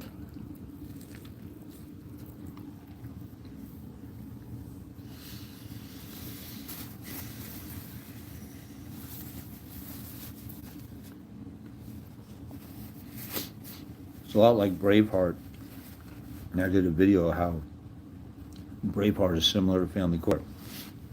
It's like somebody like me is like William Wallace.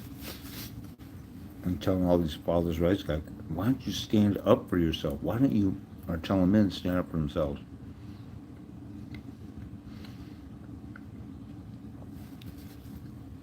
And then there's all the aristocrats or lawyers. They just want to negotiate with the other side and settle and compromise and surrender.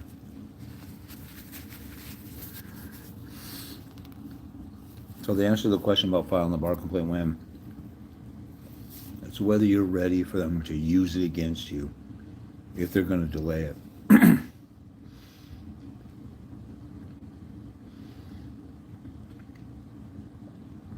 I'd want to rattle their cage with everything I can. I waited till my case was over and I won, and I took 2 people to small claims court.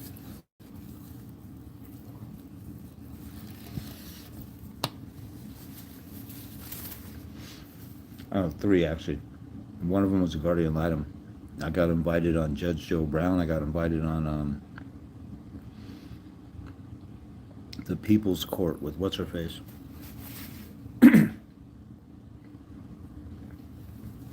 Oh, Judge Judy.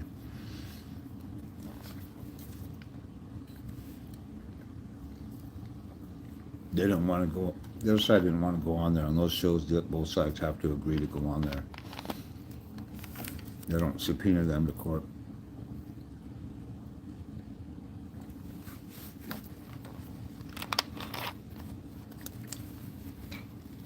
So,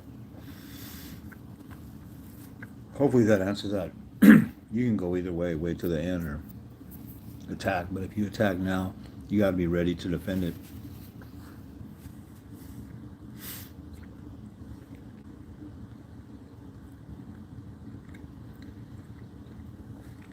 Okay, Sawyer's stash says, any thoughts you could share in regards to first appearance summons to establish child support?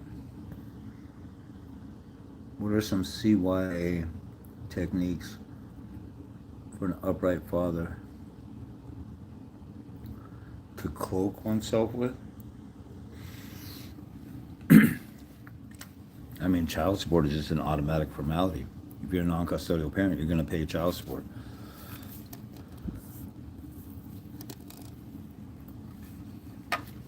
It's mostly just doing the math.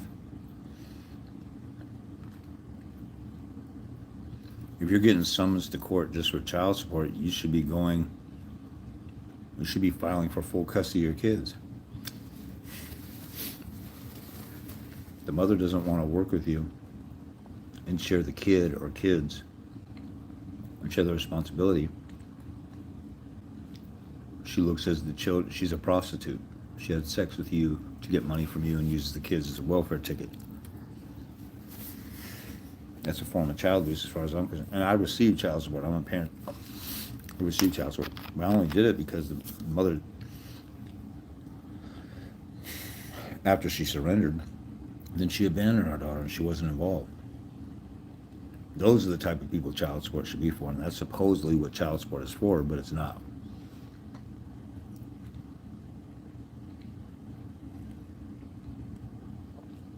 So,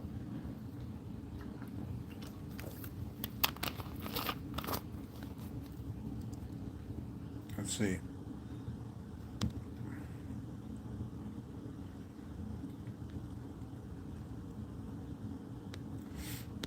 So, from what I could tell, Sawyer's stash is saying you're dragged in for child support. No, if you already have custody established, like I said, it's just a formality. And I would need to know more details. Like, are you trying to go for a deviation because you share the kid almost equally? If you're an every other weekend dad, you're probably going to pay the full amount. The only way to get out of child support is go for full custody. That's what every dad should do. They should be going for full custody, nothing less. You're the safest place for a child. Think about this. What's the number one thing you can provide for a child? I mean, the most important thing. It's not love. The most important thing to provide for a child is safety. If you love your kid and your kid is getting molested by your mom's boyfriend, your love is not doing anything. If you're able to get the kid away and provide safety, then you can love the kid. Safety is the most important thing. Which parent is more safe? The bigger, stronger one, or the weaker, emotional one? Women are the ones getting the kids molested because they bring in molesters, or they allow molesters, or they can't protect their kids from molesters.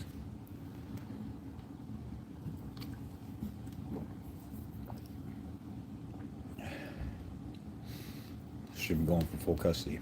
So I'm kind of not sure how to answer that.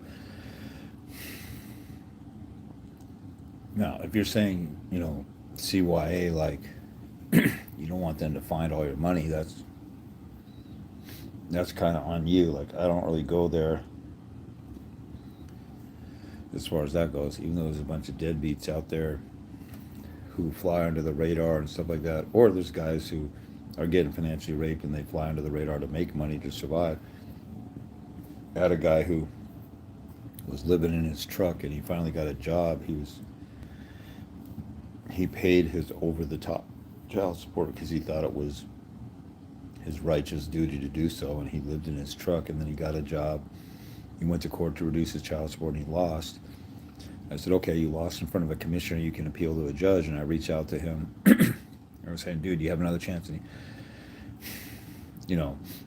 he was stuck for years with some bad decisions that I can't remember if an attorney made or he agreed to stuff. Some guys have agreed to some crazy stuff. Some guys agree that my visitation shall be as agreed upon by the parties. So if the mother doesn't agree with your visit, you never get a visit. And I know guys who've never done that because they're too lazy and dumb to read what they're saying and think about it and make sure that they don't sign a bad deal. But they want to get out of family court so bad they sign whatever. And that's an example of women having all the leverage because they beat the dude down, then he surrenders. It should be flipped around. You should be beating the other side down until they surrender.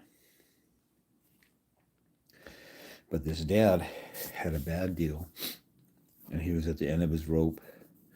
And he got a hold of me, and we tried to get a great argument to get child support reduced. And one corrupt judge or family law commissioner wouldn't do it. Then he had all kinds of other chances to do reconsideration or appeal it from a commissioner to a judge within 10 days. I couldn't get a hold of him. His family wrote back to me and he had committed suicide. He was just in too deep and been depressed too long that he couldn't handle one more loss.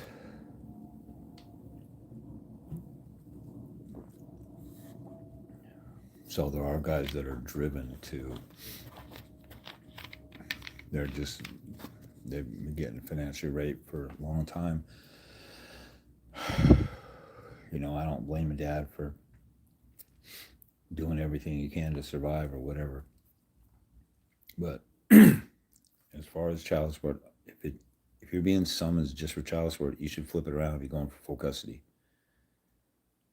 If your custody is already established, then you're pretty much just stuck with whatever the math is. So I really don't know how to answer that one. And if you're trying to get a deviation or something, then that's another whole nother issue. Hold on just a second, everybody, just for a minute.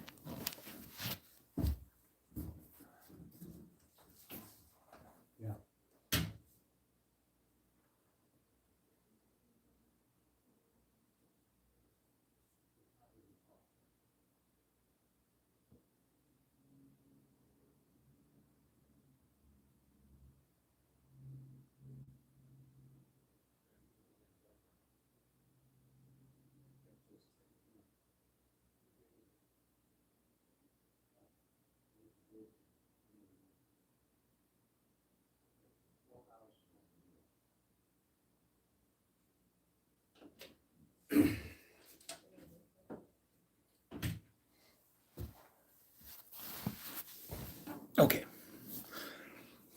A little domestic disruption there. Okay, so let me just try and go through these and then maybe I'll wrap it up. Have you ever taken your cases to federal court? No, I haven't. I filed a lawsuit against my baby's mom, my judge, and the attorney because I went to jail one time. They had a contempt hearing. I never got served. The judge emailed me the order to appear in contempt, or the order to show cause, at an old email address. And so I didn't show up at the hearing because I never got it. And then he issued a bench warrant for me. And about 3 months later, I got arrested. I got pulled over for being on my cell phone while driving. I got arrested in front of my daughter, and I was in jail for 8 days. And there's multiple constitutional problems with that. And I filed a lawsuit in federal court against my judge, the mom, and the attorney. And I couldn't get the mother served. So the case got dismissed without prejudice, and I could still go back there and deal with it, but I haven't got around to dealing with it. So I have filed, but I never followed through with that. How long is your course? I don't have a course. I do one-on-one consults for $80 an hour. The first consultation is an hour and a half. And then after that, you could do 30-minute increments. Most people are successful or do learn how to do this stuff the right way. They need at least a good 5 hours with me. I don't make people do 5 hours with me. I probably should do an online course. I have one video in my store. I probably should do a video on at least 14 different topics, but that video took me a week to do, and sitting down and sacrificing the time to make a nice organized video. That's my video on the rules of evidence. Such a pain in the butt that I haven't gotten around to doing a video on everything. But so right now it's my videos on YouTube, and I do one-on-one consults. First consult, I make it an hour and a half because everybody needs that to get all the basics. And then after that, you can do 30 minutes or more. And if you're getting close to trial, most people need another 5 hours with me before getting ready for their trial. So a good 5 hours gets you, if you grasp everything and do the stuff that we're talking about, a good 5 hours will get you, knowing how to do this stuff on your own, or lighting a fire under your attorney if you got an attorney. And then when you get closer to trial, when you do have to go to trial, that's a good 5 hours or more.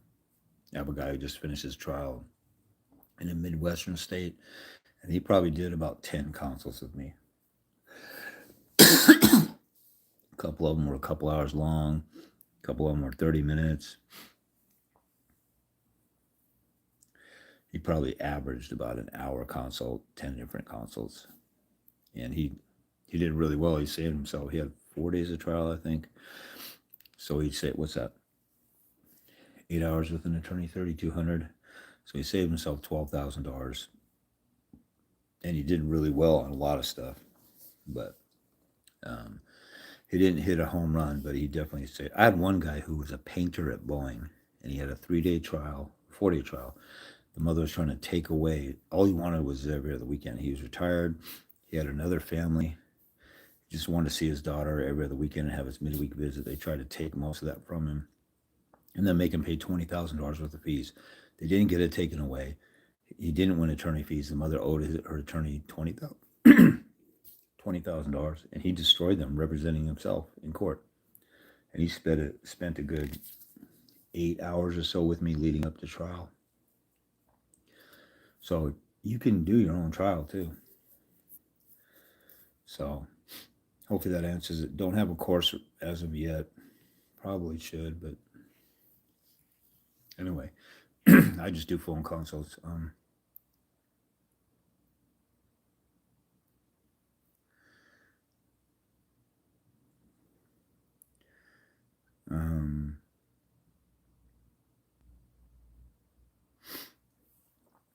So Sawyer Stash is talking to Alpha Villa. This man is like the Jordan for expressing these rights. I wouldn't say I'm that much of a master. Like Jordan is the all-time greatest. There's people who know more than I do and who have done more than I do. But like I said, I don't see them out there.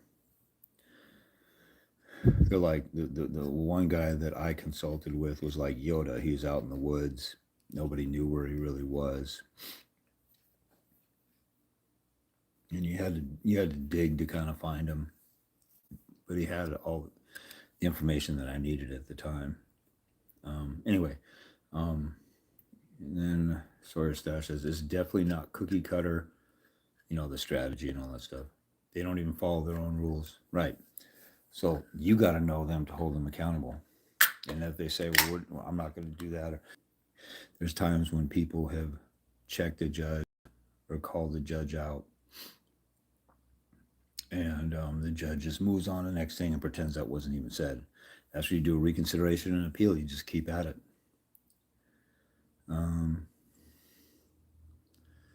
Dang, my connection just restarted. I hope I didn't lose that hour and 40 minutes.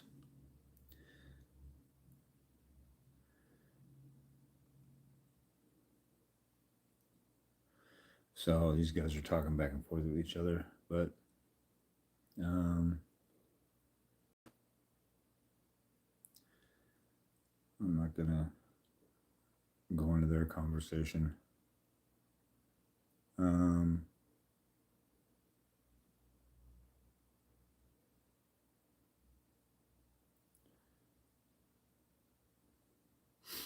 Okay. Pain and turmoil makes you strong. Strength is earned. Stronger strength given. It shapes and molds you. SGB, not what people hand you. That's true. I mean, it still shouldn't be the way that it is. And you shouldn't have to go through this to be strengthened and molded. But here's the other thing, though. Like the stuff that I went through and the hell that I went through, some lessons I learned by going through days, weeks, or months of hell. Like when I did my first contempt motion, it took me like a month to set up the hearing. I had the hearing set up like a month out.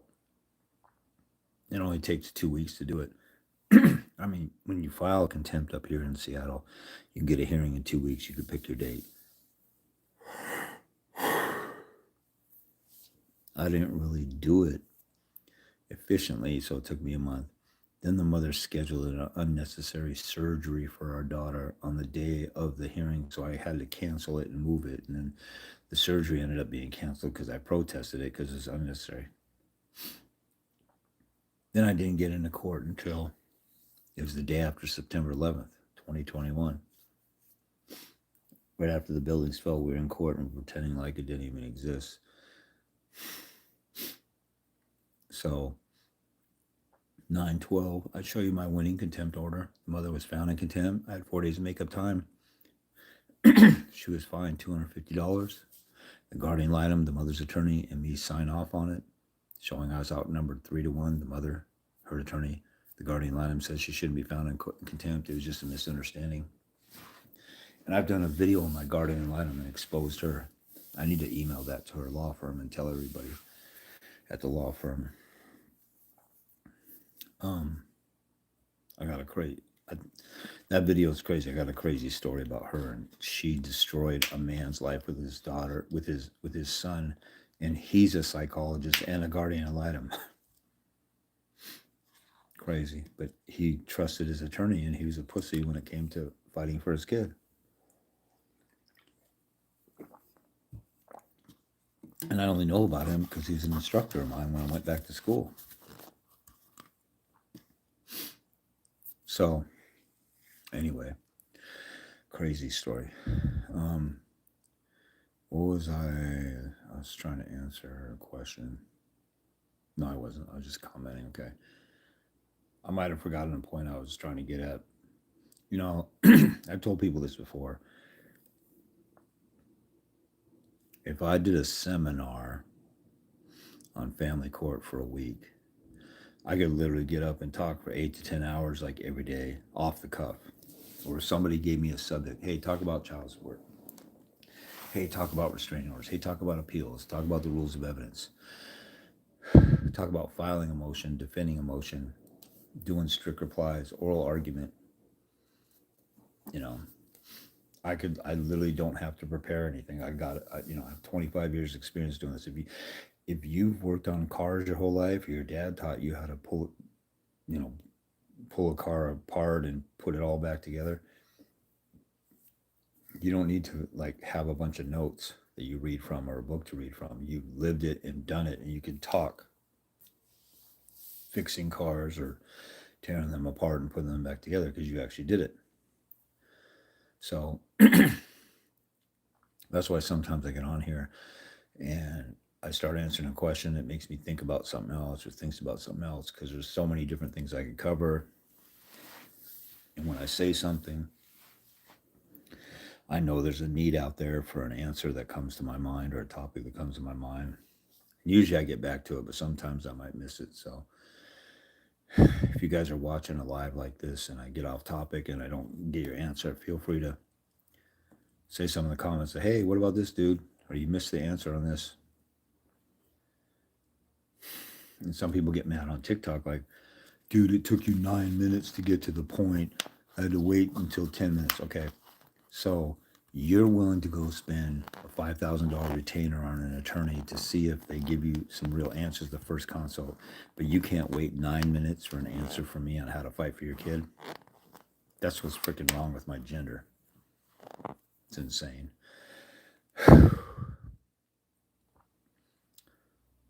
Clorox bleach 9847 says the willpower of the mind is stronger than anything else someone can throw at you. This has been proven time and time again. That's true. That's why you guys should watch David Goggins' videos. What's that Latino dude's name? Big buff Latino dude who's always driving a sports car. Frank, or is it Francesca is his last name? I forget his name. He's really good too. There's all kinds of inspiring folks out there, especially the ones who are talking about, red pilling and being a man and stop being a pussy and a simp and all this other stuff. We've been softened up by society to be betas and be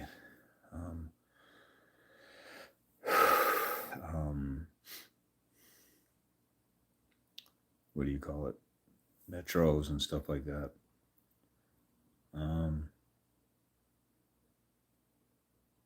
Just think, if you're trying to take over a country, or if you want to weaken a country, you take out the alpha males or weaken them. There goes the country. All the fruity betas gonna stop everybody with the little water guns or the little tasers or whatever, or mace.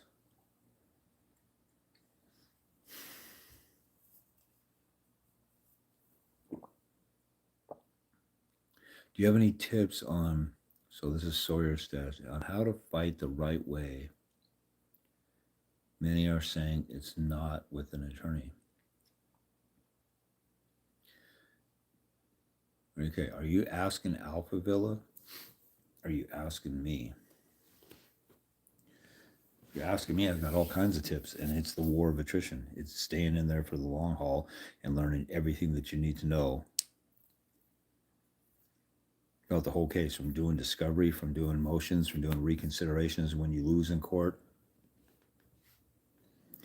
requests for production, making people hand over stuff, knowing how to write to an attorney and talk to an attorney and create a diary, create accountability, use the mother's attorney against her, all kinds of stuff. Playing hardball with the records folks who won't give you school and medical records. I have a packet in my store for demand letters. I got like 31 different demand letters. If you had an attorney write those letters, now it's not exactly what you would write in your particular case, but there's different legal principles and different things and scenarios that gives you ideas or structure. I mean, each one of those is worth $100, but because nobody's gonna buy that packet and use all of them, I sell it for $45. That's a steal. I've had people who got my demand letter packet. There's actually a testimony where on YouTube, if you type in the hashtag HIGC for how I got custody, HIGC testimony, you'll find this one guy. He spent 12 grand on his attorney. He demanded half his money back, and he used my demand letter for money back, and which also cites attorney misconduct, the rules of professional conduct, and stuff like that. Attorney wrote him a check for $6,000 within a week, and he got it back.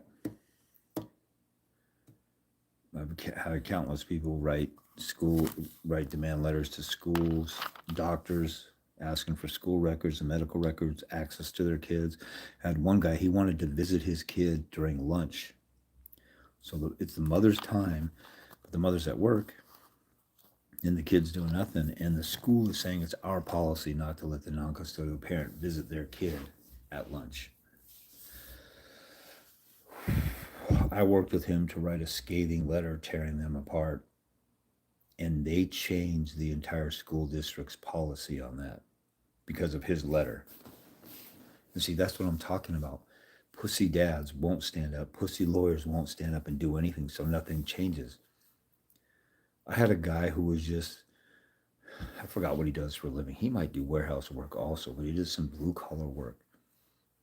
Wrote a letter to the school, and he was just addressing the school. The entire district changed their policy of how they dealt with non-custodial parents because one dad had the balls to stand up to the school that wouldn't let him have lunch with his daughter. And he ended up, a couple years later, he had full custody of his daughter. Maybe a year later, 1 to 2 years later, he had full custody of his daughter because he went to war. And he was in my office the first day crying. He was literally crying in my office. And then I think the second consult, I had to kind of wake him up. I'm like, dude, this crying ain't going to get you anywhere. You got to get on the offensive and do what I'm talking about. And he did, and he got full custody.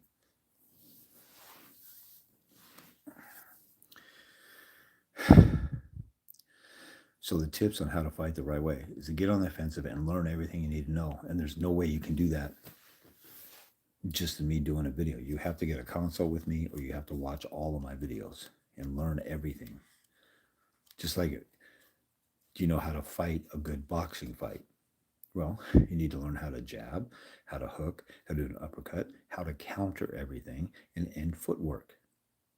I'm no boxing expert, but those are some of the basics you need to start with. How do I become a good basketball player? You need to learn how to dribble, pass, shoot, learn all the rules, learn some certain moves, how How do you do that? Well, there's all kinds of different drills you can do, and you have to sit down and walk through the drills and show people how to properly do that stuff. So there's no quickie answer to this stuff. Just like any battle or anything in life, when you're trying to get good at something, you got to learn everything and you got to put in the work.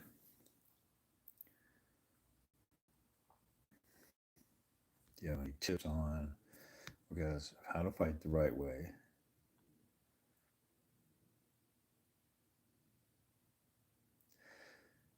Got more studying to do for court. I got to get back to the books. Merry Christmas, everyone. James, God bless you. Thanks, man. Spirit Present Drew, does filing deprivation of right to work for religion or intimate association? If you're talking about deprivation of your parental rights, I've never heard of a case that's actually ever worked. Or actually seen a case. I've had a couple of people who allegedly told me they went to federal court and they got some visitation by the federal court system. That's a whole nother arena, a whole nother monster. I'd rather just win now where I'm at now. And I've helped people do that.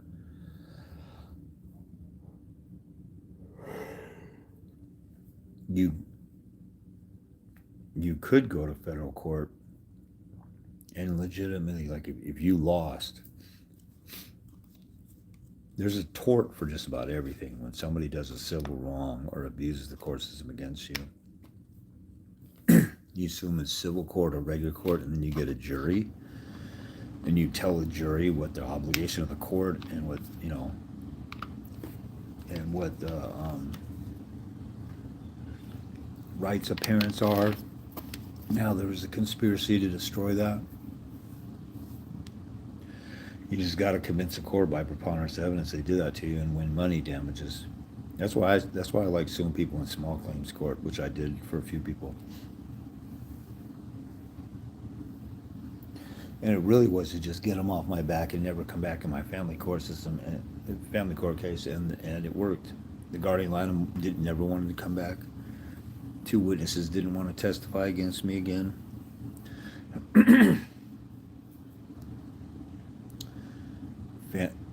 Small claims court is easy because you can't have an attorney. Both sides have to be pro se, and you can win up to $10,000, and it's just kind of your word against the other person. Now you go in front of a judge, you don't have a jury. But if you wanted to do a jury trial, there's all kinds of stuff that people do that's worthy of suing them. Bob Carls, who worked for Dads Against Discrimination, who was my mentor, he sued his ex for a couple of torts in federal court and won. I forgot what he said that he won. I don't know how much he sued her for, but you got intentional infliction of emotional distress, the tort of outrage, loss of sleep, alienation of affections, abuse of the process. They're abusing the process against you. Now, if there's not a constitutional question, you'd have to do it in regular state court, which is tricky because you'd likely have to go to the same courthouse that's screwing you over. And they're not going to want to incriminate themselves, so they might try and work the system against you. But conspiracy to deprive you of your constitutional rights, that's a tort claim you can win money damages for. But to get an injunction to get your kid back, that's a tough one. I don't really have an answer for that. I've never tried that. I've heard of people trying it and saying that they won, but I've never seen proof, so I don't know. You can go for it if you want, but I'd rather try and learn how to win my case in district or superior court now and then sue everybody afterward who came against me for all the damages and pain and suffering. And that's the other thing about it. These people come into your life trying to destroy your life, and then they disappear and they move on, and they're living their best life afterward, and they're happy-go-lucky. Facebook was not a thing during my custody battle.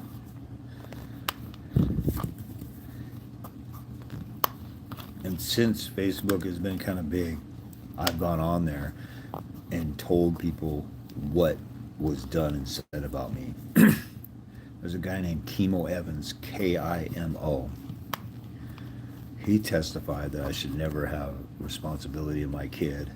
I'm dangerous to a kid and I'm dangerous to myself. I'm bipolar, an anger problem. And then I got custody of my daughter. I sued him in small claims court. Had a hearing. He was pissed about even being there, and they moved it to. They did the initial hearing to set a hearing later on. I ended up just dropping it because I think I harassed him enough by that. Wasn't harassing him, but I had a legal case. But I aggravated him enough, and I had too much going on because I had custody of my daughter. But he never testified against me again. But I went on Facebook and I showed people his declaration because some of my friends or friends of friends, or we got mutual friends. That guy, Chemo Evans, tried to destroy my life with my kid. I'm going to let people know what his legacy is and destroy his reputation with everybody. And not really destroy it, but hold him accountable and tell people who he really is. He's a child abuser. He's a little bitch. Because the only reason he did that is because he's mad that his current wife was dating me at one time. And he didn't like that. I was part of this small social circle because right out of college, me and a bunch of friends and or people who became friends, we all went to the same church and we were all around each other all the time right out of college. Some of us lived together. There were some women in the church who got a house together and they had a single mother house. The guys used to always, be there to help them out and, do stuff or whatever. So it was a nice little, or some different people, there were several people who had living arrangements were there. A bunch of us lived within like 6 blocks of each other, like 3 or 4 different houses.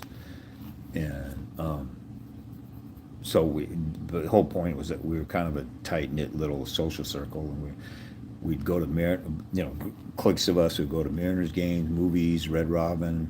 We had church activities and stuff that we were in each other's face all the time. So we were like family, or at least I thought. And this Chemo guy, I roomed with him. I roomed with him and a few other guys. We had a big old 5-bedroom, 3-bath home that we rented, and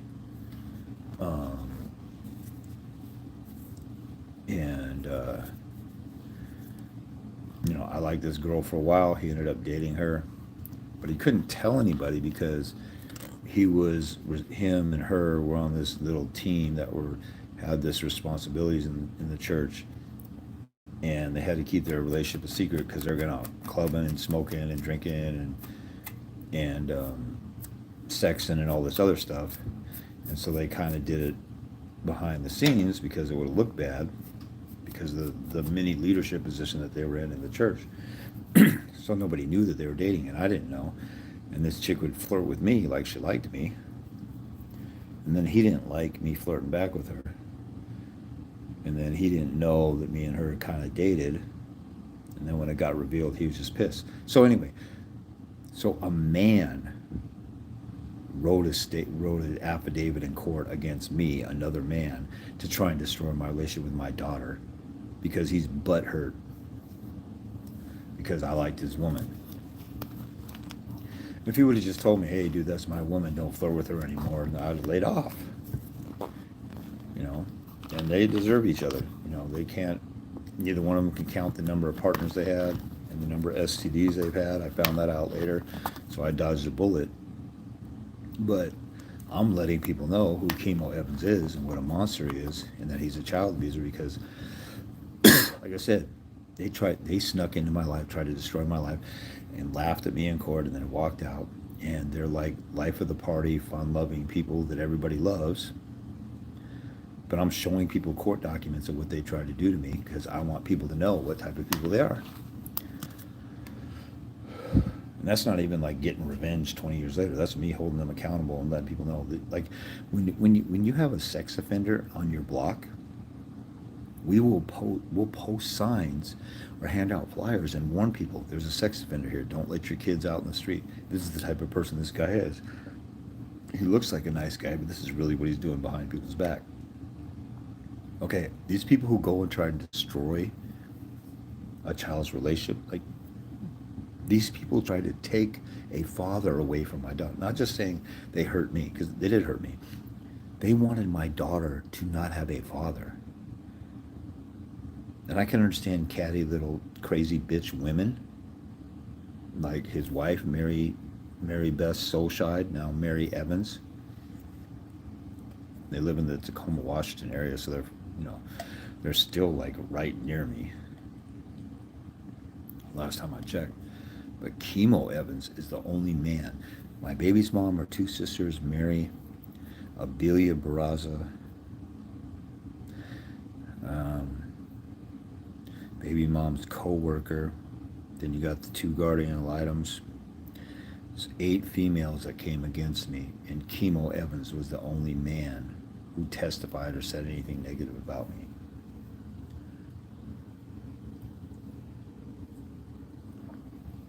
That's gay as hell.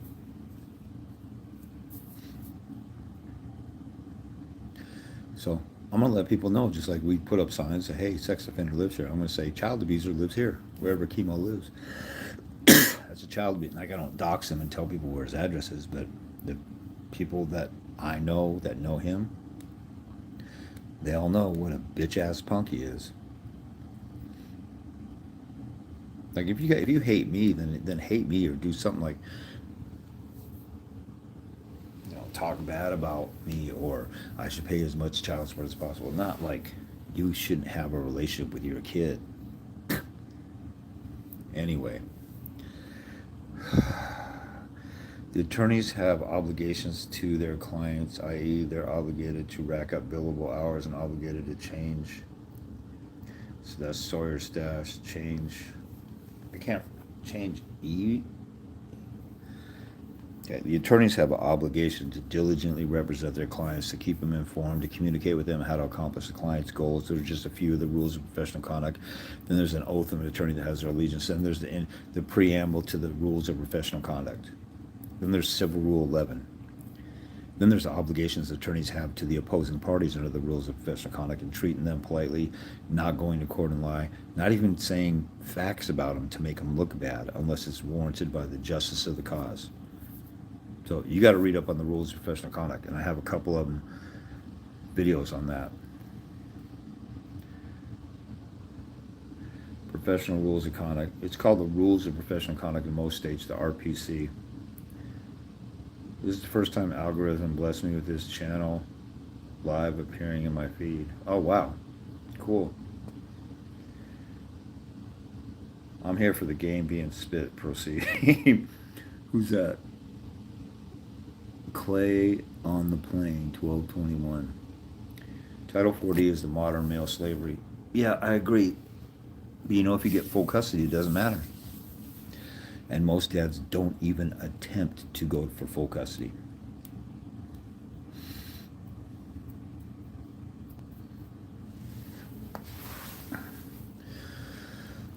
There's a lot of people out there like the guy Child Support is Fraud, and a whole bunch of other hustlers like him. Watch their videos carefully. They talk about, like, the Child Support is Fraud guy. He charges $6,800 for a consult if you fly him to where you live. Why would you need to do that when there's Zoom? Guy's a hustler. And people get mad at me for $80 an hour. And I have business folks that tell me you should be charging $250 an hour. There's a lady called Family Court Corner. She charges $250 an hour, and she lost in court for 10 years, and it cost her $100,000 of attorney fees. She finally won. I don't know what she won, whether she got 50-50 or whatever, or custody. She was getting screwed. How is that woman? Why would somebody pay her $250 an hour to learn how she lost for 10 years? And then if you pay her $250 an hour, if you're going to do what she did, it costs you $100,000. Doesn't make any sense. I won without an attorney, and I have a whole bunch of free stuff, information, advice on my YouTube channel. I got $50,000 worth of free information on my YouTube channel. You are literally getting, like I said before, you're getting 100 times the information that I had when I started my case. And then if you get a consult with me, you're getting laser-like precision of stuff you need to do immediately. And if you get a hold of me before you even get started, you're way ahead of the game. I had a guy who, his baby's mom moved out, said he's never going to see his kid.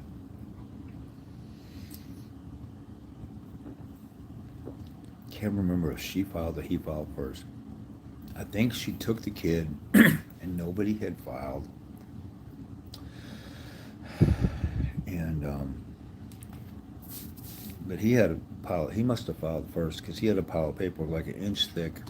And then,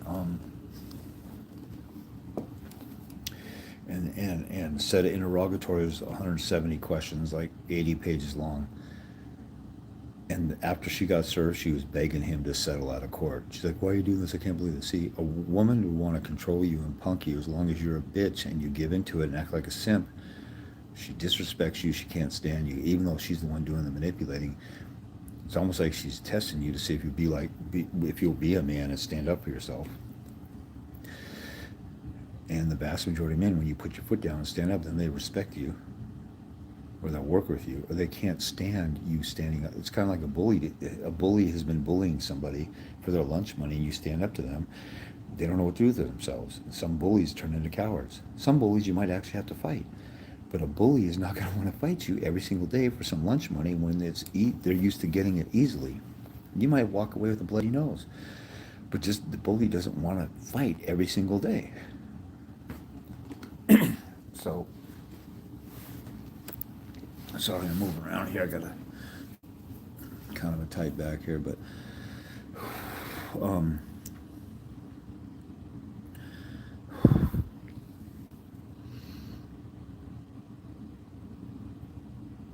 the war of attrition is the way to win in family court. So this guy says Title 4D is modern male slavery. If dads get full custody, that doesn't matter. The child support is fraud, guys. What they'll say, okay, so the child support is fraud guy, I forget his name now. He says, well, I use things like, I did an objection to improper service, the return of service was wrong, the summons, jurisdiction, blah, blah, blah, blah, blah. They served me at an old address, all this stuff. Those are things that can be corrected. If you object to improper service or invalid service, they'll just turn around. If you win, they'll turn around and then they'll serve you properly and they'll still go back for the back support. So these faggot-ass bitch hustlers are lying to you that that's a winning argument. And the child support is fraud guy, it took me years to realize this because he only gives you tidbits and pieces. And he says stuff that's true. Like I said, even somebody I hate or think that's full of crap, if they say something that's true, if a child molester says smoking is bad, that's true. I'm not going to say he's lying because he's a child molester. Now, there's no reason to like a dude like that, but if he says something that's true, it's true because it's true. Okay, so the child support is fraud guy. He won his case because he was not the father of the child. If you listen to him carefully, eventually he'll tell you that. So all of his arguments about jurisdiction and improper service and the clerk's stamp was on something instead of a certified stamp or whatever, that's all bullshit.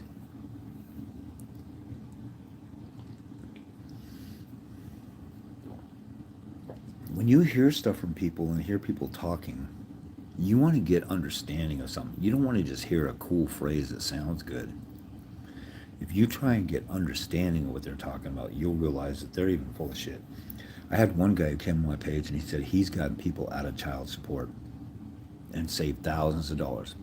And I'm like, did you do it at the courthouse where family court rulings happen and custody orders and divorce happens? Or was it at administrative hearings with administrative law judges? Because the courthouse can order a divorce, child support, alimony, restraining orders, custody. Administrative courts that do child support, they can only order child support. That's it, and collect on it. Or they can collect on a court's order. And a lot of times, a dad won't even go for custody, or custody is not established, and the mother calls welfare, gets some food stamps, gets TANF, and the whole system kicks in and they go to an administrative law judge. And then, even though the dad's been living with the mother lies and says, oh, he's been a deadbeat and disappeared for 4 years, boom, back child support. That's the kind of corruption they have going on, no due process.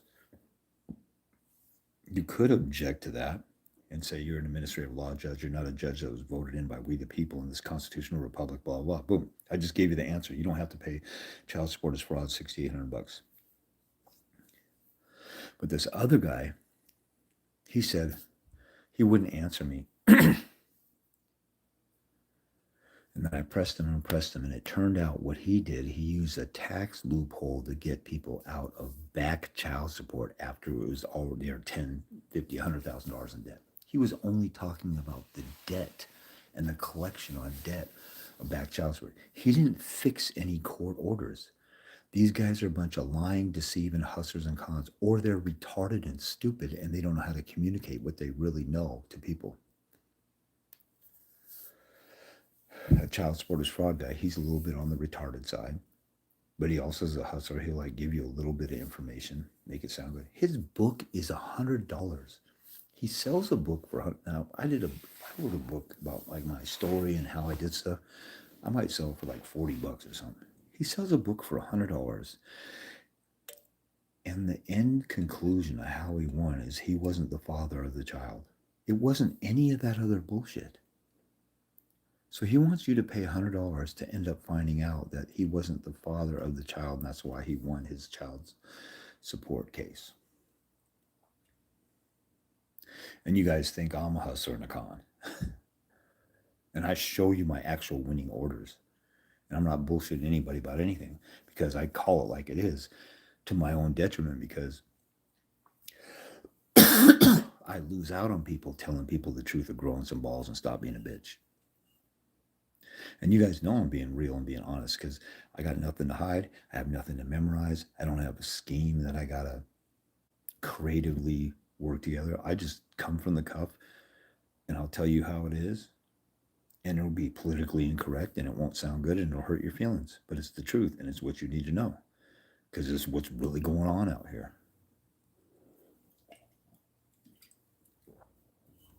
And I'll give credit where it's due. Like I said, some of these guys, they say some things that are true, and I'll acknowledge what's true.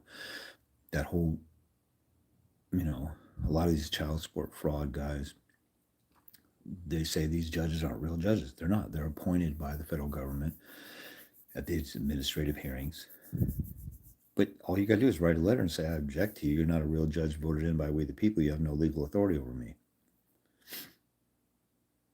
And that's a good argument. Now, that doesn't mean you're always going to win because it's still up to a judge to decide whether they're going to follow the rules of law. Like, I never predict anything. Some of these a-holes predict stuff. Like, you'll win if you say this or do this. Judge Anthony is $750 an hour if you want to do a one-on-one consult. I've never seen him show a winning order. I've seen him do testimonials, and if I believe his testimonials on the face, that dude has like 1 million total followers. And I have testimonies about as frequently as he does, which means I'm doing way better than him because I got way less followers. But he charges $750 an hour because he's got the title judge. He sounds a lot better, even though he cheated on his wife. That's why he went through a divorce. He was an attorney for 15 years and a judge for 5. And he said he didn't realize how bad divorce was. See, if you listen carefully, you'll figure out the hustlers on your own. And at first, I thought Judge Anthony sounded legit because he says some true stuff about narcissists. That's his hook. That's the way he hooks you in. Are you suffering from a narcissistic, abusive ex? Did the narcissist do this to you? Did the narcissist? Here's 4 different ways to talk to a narcissist. Everybody's suffering from a narcissistic, manipulative, abusive person. And they're looking for somebody to empathize with them because nobody really believes that this stuff is as bad as it is. And then you see a judge empathizing with you. Well, that judge said he didn't realize how bad family court was until he went through his own divorce. How the F can you be an attorney for 15 years and not empathize with your client? And a judge for 5 years, which means he was a judge and an attorney with no clue whatsoever how bad family court was. So he didn't. He basically admits that he was an incompetent asshole for 2 decades.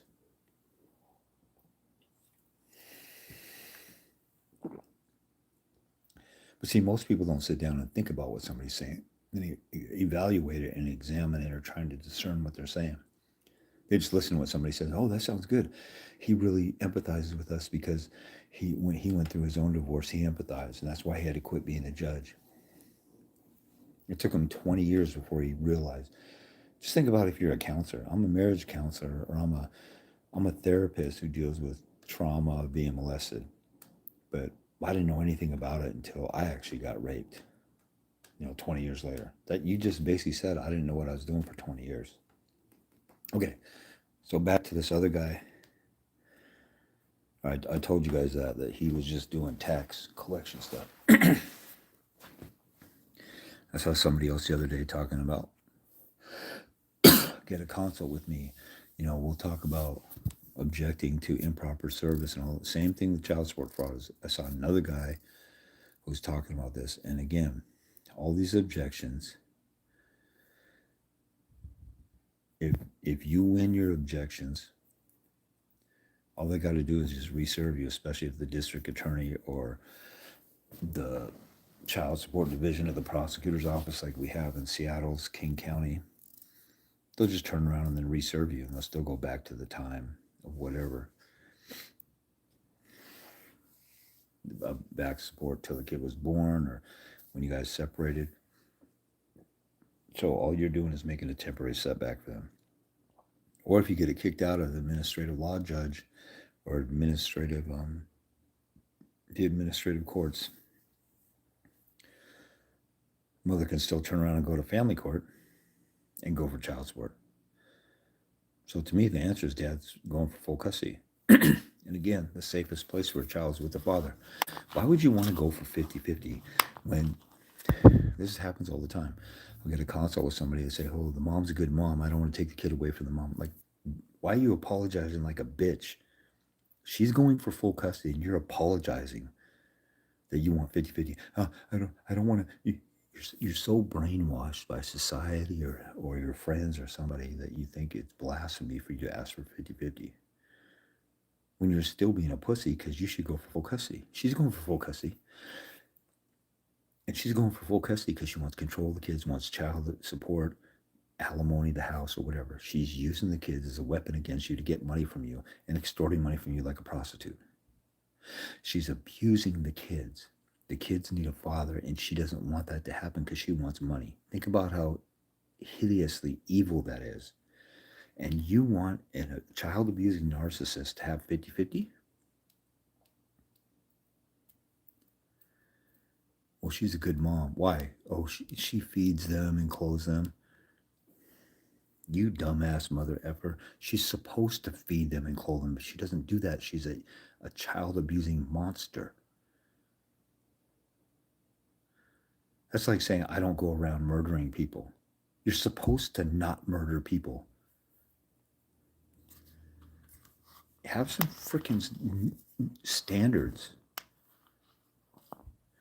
And then I'll talk to a guy and then he'll say, man, that she's crazy. She gets bipolar on me or she gets controlling. She threw some knives at me one time or threw a microwave oven at me or threw my iPhone at me. That's domestic violence. She got domestic violence. She got manipulation of the kids, psychological, emotional alienation. All the science says, and I show you guys the science in my flow page. If you don't know what's in my flow page, you don't know what I'm talking about. You need to get a consult. Because if you can't freaking figure out how to click a link that I have everywhere to find information and do your own research, you need some guidance. It's been out here for people. And 90% of people I get a consult with, I ask them, did you get a chance to look at my flow page? Did you look at the link I have in your state to the law? Do you do? Nope. So if this stuff traumatizes, and I understand when you look at it, when I was in the middle of my custody battle, it was so traumatizing reading about what a monster I was when me and the mother had a great plan before we went to court to co-parent.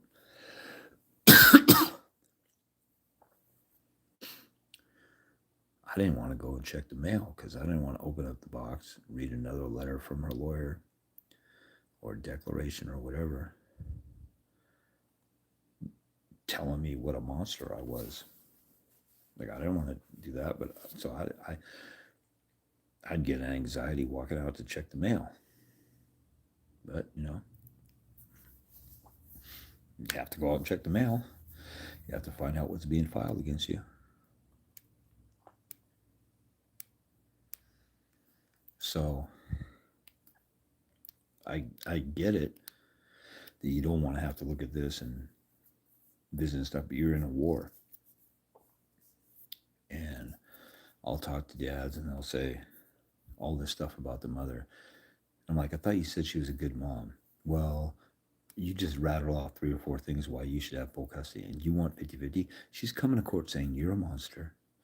You should only have every other weekend or less. And you're saying, I want to have 50-50 because you're so freaking stupid.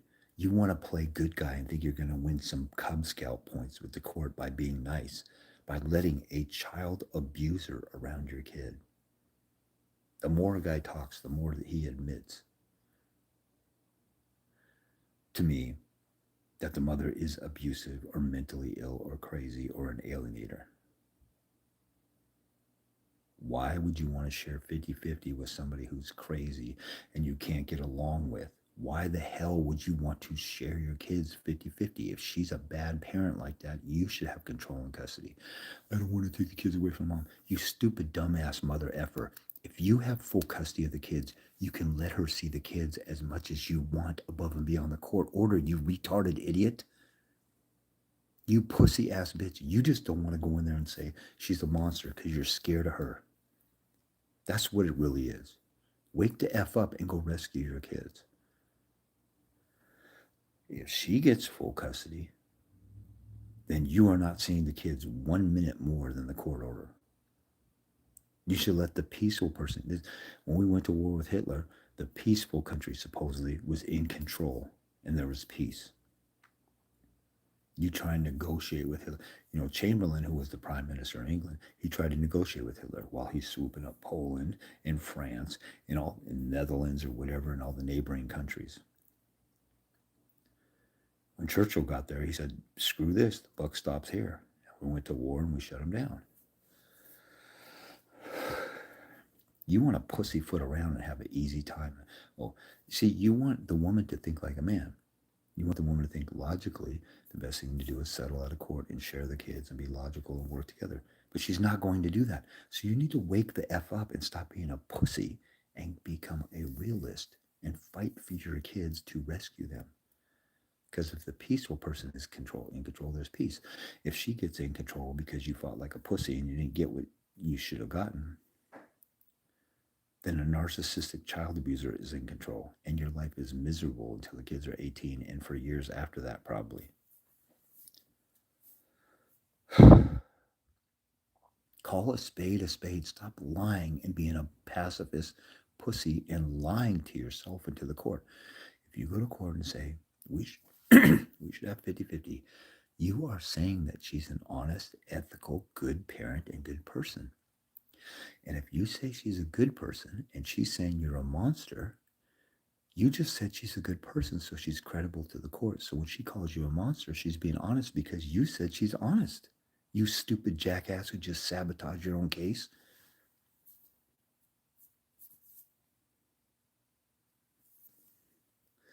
And your attorney says, oh, you can't say anything bad about the mom. It'll look bad. It'll look bad. Does that look bad when somebody calls the cops on some rapist or carjacker or terrorist? Nobody thinks like that except in family court. And then on my Facebook and stuff pops up in my feed from a father's rights group, and then I just check it randomly just for the heck of it. There's 300 comments and 299 of them. The court system sucks. We need reform. We need this. We need that. People have been talking like that for 60 freaking years. Here comes the next wave of faggots who just want to sit here and want somebody to rescue them. I need mommy to rescue me and fix this. Pussification of men. Okay, so Title 40 is male slavery. My mentor, he did say that child support is the new slavery back in 2001. He was on point with that. So Title 4D is the motivation to do it administratively. You can get out of that, but 99% of men are such stupid jackasses. They don't look for answers. They want somebody to wave a magic wand. Or they have the child support as fraud guys. They pay them $100, $300, $600 to write up some stupid ass argument that doesn't work. Well, I challenge this, I challenge that. It might work sometimes, but then again, they'll just go and correct the error of their ways. You didn't argue to get out of that court. You're not going for full custody. I had a dad that dealt with a friend of mine, Title 4D court. The mom lied and said that her parents were doing daycare and she was paying them. Fortunately, he had me help him with his parenting plan. The parenting plan said that he only pays for work-related daycare, and they have joint decision-making on daycare. Now, listen to this very carefully. There's a lot of states that require the parents to split daycare and medical. And so my buddy, he had to pay for daycare, but we made sure that he wrote it in. The mother had an attorney, he didn't. The agreed final order said daycare was a joint decision. So if she wanted daycare that he didn't want, that was on her. That was on her during her time. But he was not forced to have her parents watch the kid on his time. He could pick any babysitter he wanted because it had to be a joint decision. And daycare, child support, we have a parenting plan and then a child support order, two separate things. The child support order says work-related daycare. But daycare is a joint decision. So we had him covered. If it wasn't a joint decision, he doesn't have to pay for it. So she went to, the administrative courts and say, well, he said that my parents could do daycare. He said, no, I didn't. There's no paper trail of it. And she did some fake receipts and stuff.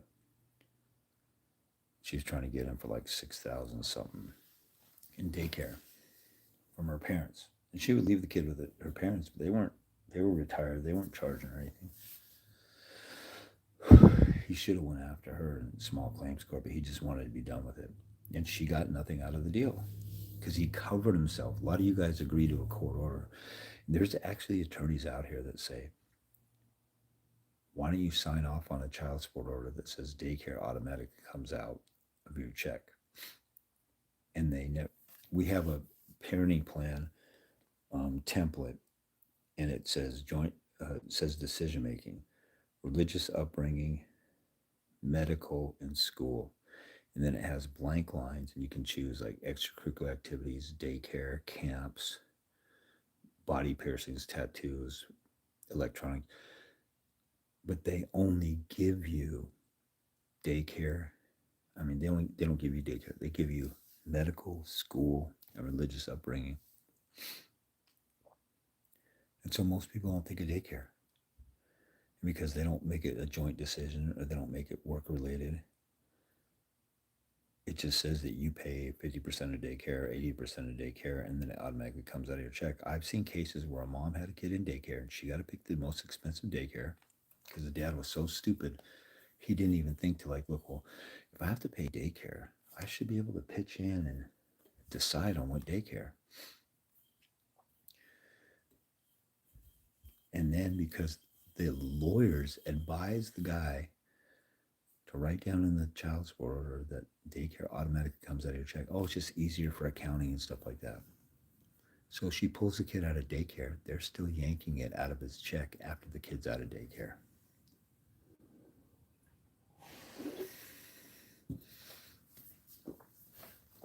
I've seen guys spend thousands on daycare that doesn't even exist because they're so stupid. They're not even staying on top of whether the kid's in daycare or picking up the kid at daycare.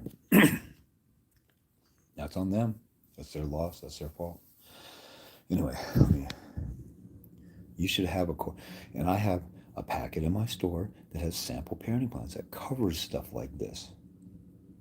because I saw over the years how guys get screwed or screwed out of, like, a grandparent dies, and the funeral is on the weekend. That's the mother's time, and you can't get the kid, and the mother will, like, I put bereavement in a parenting plan sample. If an immediate family member, meaning an, an immediate uncle, not second uncle or second cousin, or immediate uncle or grandparent passes away, you can have 3 days of bereavement and interfere with the other person's time, and they immediately get make up time for the time interfered or whatever.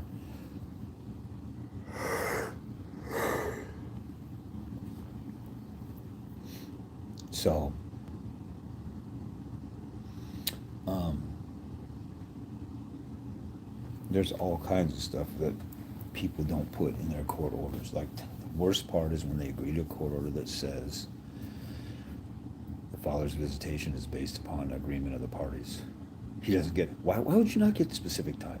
And why can't you think, well, it has to be agreement of the parties, and she doesn't agree, I don't get time. But she'll surely agree. That sounds great. That's dumb as hell. You got to really hate yourself or be stupid or self-loathing to agree to something like that. Anyway, okay, let me see if I... What if the mother... Okay.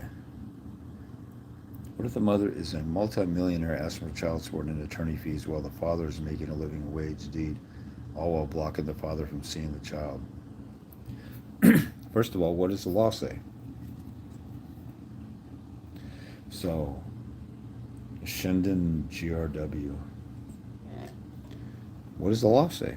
You're in a court of law talking about what lawful child support should be ordered. What does the law say?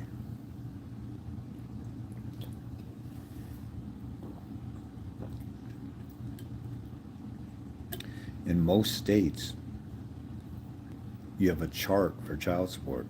If somebody's a millionaire, then they're off the charts. And then, so after you get off the chart, then the mathematical formula gets a little complicated, because then it's up to the discretion of the court, because they don't have a chart going all the way up to millions. But most states have laws about deviations. And if you have a lawyer, your lawyer should have told you this. If you don't have a lawyer, then again, you need to be looking up the law. If somebody's a millionaire,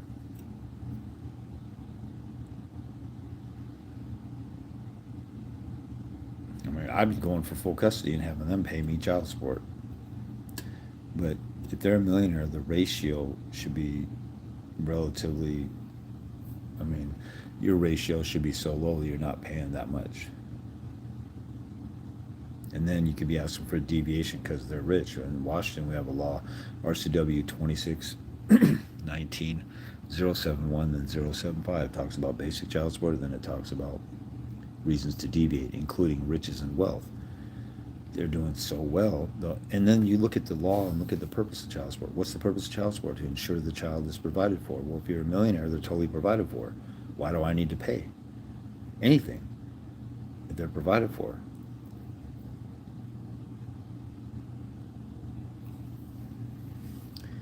And then attorney fees.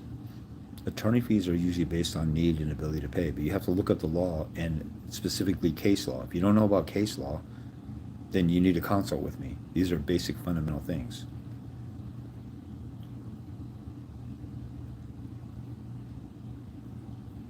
If the law is not clear, case law will usually clarify it. And if you have a case that's exactly on point to what you're dealing with, I'm dealing with a millionaire, I'm a non-custodial parent, the court should deviate, then case law can really help you out and make a slam dunk. Ideally, a lot of answers are answered with case law. That's how I won in the Court of Appeals. I had good case law on my side. So as far as attorney fees, need and ability to pay, if she's asking for attorney fees, like in Washington State, the legal principle is need and ability to pay, and it's in a lot of other states. She needs to prove that she needs help to pay for the attorney fees, and she has to prove that you have the ability to pay. She doesn't need help And if you have the ability to pay, but she doesn't need help, she doesn't win that. At least in Washington, she has to prove both, and the burden is hers to prove both. See, you need to look up the laws. It's in the laws. I don't know what state you're in. I don't know what the laws is. I don't know what common law is or case law. So you would need to do the research on that or get a consult with me to try and figure it out. I've had people who've had attorneys, and then we go and look up case law, and sometimes case laws, you might get a hit when you do some research within 5 minutes. Sometimes it might take 5 days or a couple weeks. I found some case law and some stuff when I was looking up, like child support. I found something about a restraining order that I tucked away and have saved in my notes on restraining orders and stuff. So, there's usually case law for about everything, but it's kind of hard to find it sometimes. Sometimes you get lucky and you get a hit right away. So, that being said,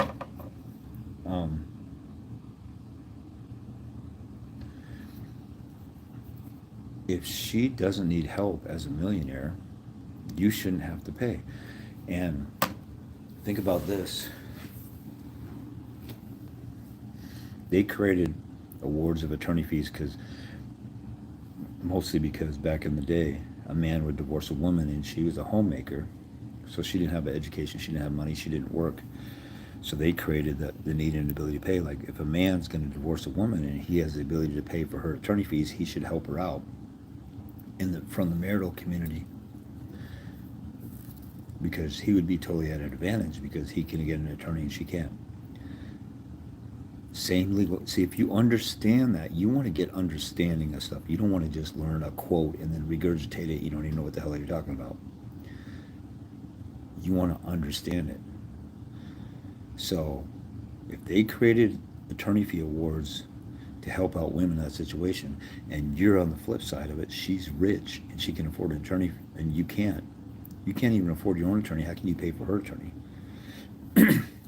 Then she shouldn't be awarded attorney fees, and she's coming to court in bad faith, abusing the system to financially torture you and drown you, and that's a violation of Civil Rule 11. That's an abuse of the process. That's a violation of multiple rules of professional conduct. You should be attacking them 5 different ways. So that's the answer to that one.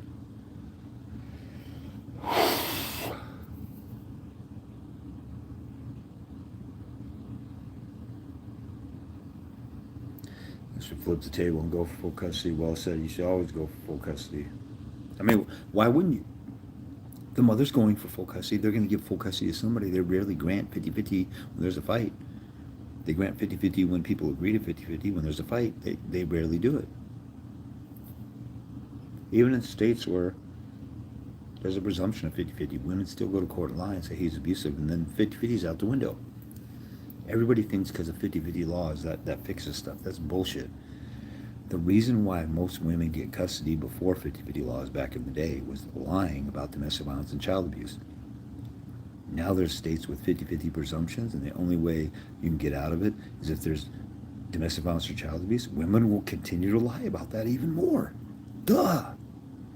The F-tards out there that can't figure that out. I mean, Mark Ludwig brags about his influence in Missouri. They have a 50-50 law, and it says 50-50 presume unless there's abuse and stuff. And then later it says if the judge doesn't think it's in the best interest of the child, he doesn't have to order 50-50. So you're right back to basic best interest of the child. These freaking retarded fathers' rights groups are stroking themselves over this law that goes right back to the vague best interest. So they're back at square one. They're so freaking stupid. This is why these retarded mother effing faggot ass bitches who are at the forefront of the fathers' rights movement that doesn't even exist are full of shit.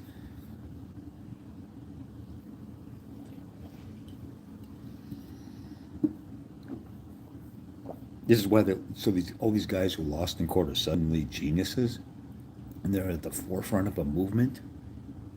Frick out of here, you faggot ass little bitch maid. Look at Mark Ludwig. Does he look like the epitome of manhood? He didn't see his kid for a couple of years, and then he's like, well, we want dads or people too. You know, we want 50-50. We want all these manipulative, narcissist, child abusing whores to have 50-50 because kids need both parents. You punk ass little bitch made failed Amway salesman faggot.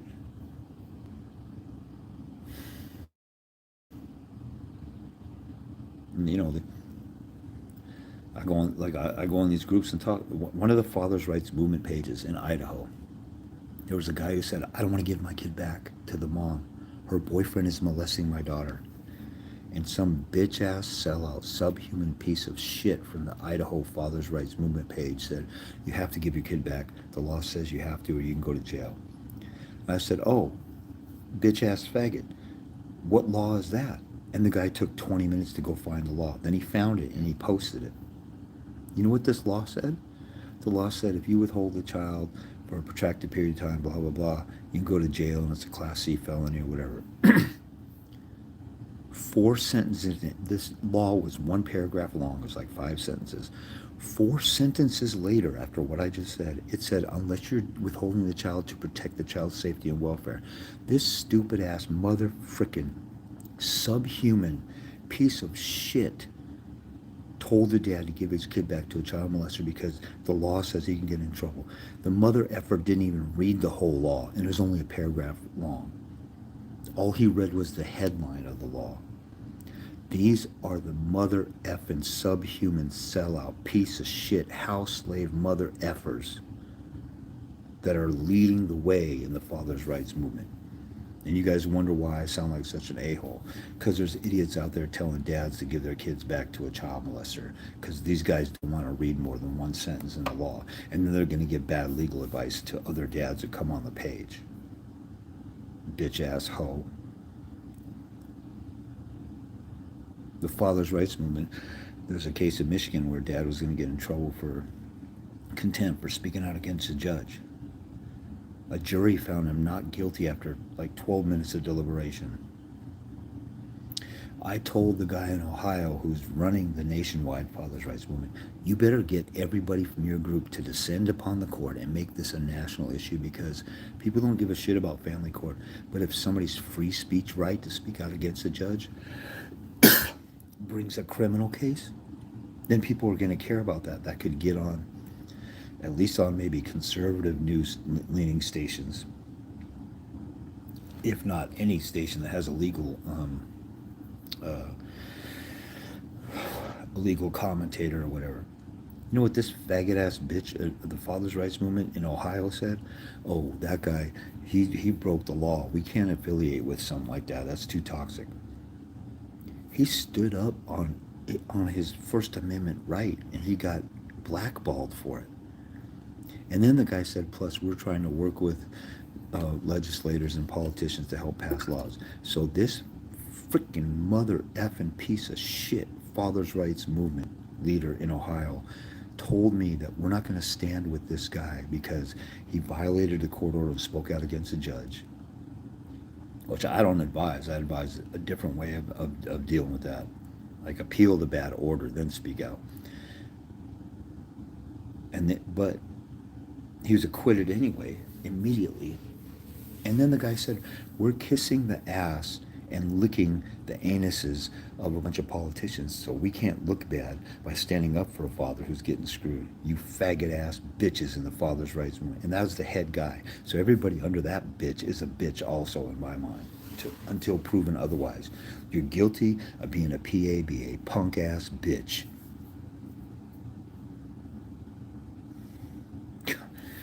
It's so disgusting. It's like if you guys saw Braveheart and saw, Mel Gibson's character, he's like, if you guys would just fight in just one day, don't you want to stand up for your own freedom and not be slaves? We keep giving stuff. The King of England was invading Scotland and threatening to come in and invade, and they would give up land so they wouldn't have to fight them, and they're selling their soul and they're selling out. And he's like, we could beat them if we just unite together. You got all these different clans who want to do all this politicking with the King of England so that he won't come in and wipe us out. And then you guys are scared. You guys are a bunch of bitches. And then we have this guy, the fact that we just come together, we can defeat them. We're already defeating them in some of these battles where we weren't expected to win. If we all come together, we can win. They just kept doing the bitch ass family law attorney thing. I just want to negotiate. We don't want to ruffle any feathers. We don't want to hurt anybody's feelings. For 60 years, the fathers' rights movement groups have been doing the same damn thing. And the only guys who are winning are the guys who go pro se and fight the right way or light a fire under their attorney. And I'm an a-hole for telling the truth about this, because we live in a world filled with fake ass, lying, bitch ass, faggot, homo, pussy ass, bitch dads. And I'm being nice when I say that, because these dads are selling out and hurting their children. Because you're a dad, you're the protector, you're the Superman, you're the hero that's supposed to rescue your kids. You're the dumbass who had a kid with a crazy woman because you're so horny or so lonely or such a emotionally led bitch you couldn't keep your sex drive in check, or you're so stupid and you don't got any discernment that you pursued anything with two legs that would show you attention, and you didn't think, man, marriage is a long-term thing and having kids is a long-term thing and it's really a hardcore thing. I better really vet this woman and figure out who she really is and take some time. Nope, you didn't want to do all that stuff. So now here you are, and the only person that can rescue your kid from the crazy baby mom and the crazy family court is you, because nobody else gives a shit about you or your kids. And you won't do it. The fathers' rights movement, that would be like if black folks just like, they begged for and pleaded for the government to give them Jim Crow laws and to continue to give them Jim Crow laws. And not say, wait, we should have everything the other side has. You're like, well, I want half-ass rights. I want to be an equal parent with the child abusing parents. All this 50-50 stuff is politically correct, faggoty bullshit.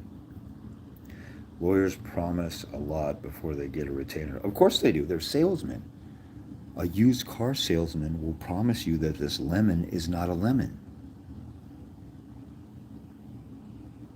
That kind of goes without saying. And see, the problem is, you get promised a whole bunch of stuff.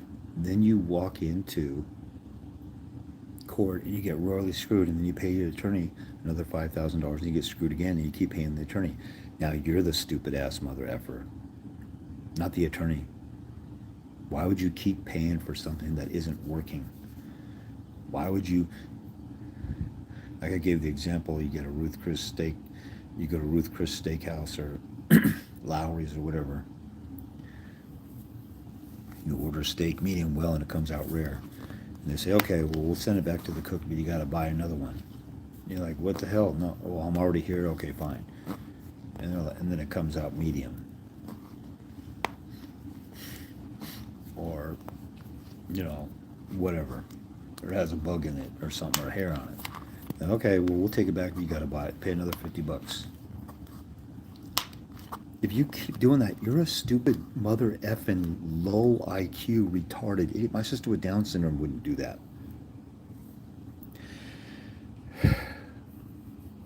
So yeah, lawyers promise whatever. Here's a great example. Goldberg and Jones was the law firm that I called for help, and they said, you'll get every other weekend. I said, I work at night. I could have my daughter during the day when the mother's at work. Goldberg and Jones, I've done a video on them on my YouTube channel. They still said, you'll probably still get every other weekend. I'm available during the day when the mother's at work, and they said, I can't have my kid at that time. I said, click, you stupid, dumb mother effers. But 99% of dads would say, okay, that sounds great. You're the lawyer. You're the expert. It didn't make any damn sense. And pussy-ass bitch dads can't stand up for themselves, so they surrender to whatever some stupid-ass attorney tells them, even if it doesn't make sense, because it's the Milgram experiment. You ever heard of the Milgram experiment? If you've never heard of it, go watch it. Type it in. Milgram, Milgram. It's where these folks volunteer to do an experiment. They go into a room, there's a switchboard, and they talk into a microphone, and they say, how many planets are in the solar system? And somebody says 8. Wrong answer. You have to hit a switch. And it buzzes, and it shocks the person in the other room. You hear this, ow. And the person that's part of the experiment looks to the guy in the lab coat Oh, a guy wearing a lab coat has a clipboard and said, keep going. Yeah, but they just said, ow, did I hurt them? The experiment must go on.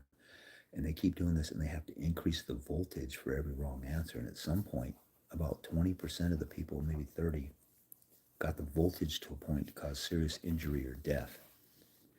And they asked them, why did you keep going? And it was a fake experiment. They weren't really hurting the people. They're just actors. But they wanted to see, how far will somebody go listening to an authority just because they have a lab coat on? And they were willing to harm people to the point where they were going to become seriously injured or die because the person with the lab coat says it must go on. That's human nature. Humans are effing stupid, dumbass, moronic sheep. That's why the Bible calls us sheep, because we are as dumb as the dumbest animal in a lot of ways. Unless you got some common sense and balls. And fortunately, I happened to have those when it came to my daughter. I wasn't the toughest guy in the world when it came to a whole lot of other stuff. But once somebody wanted to take my daughter away, I was not settling for any stupid-ass, idiotic bullcrap.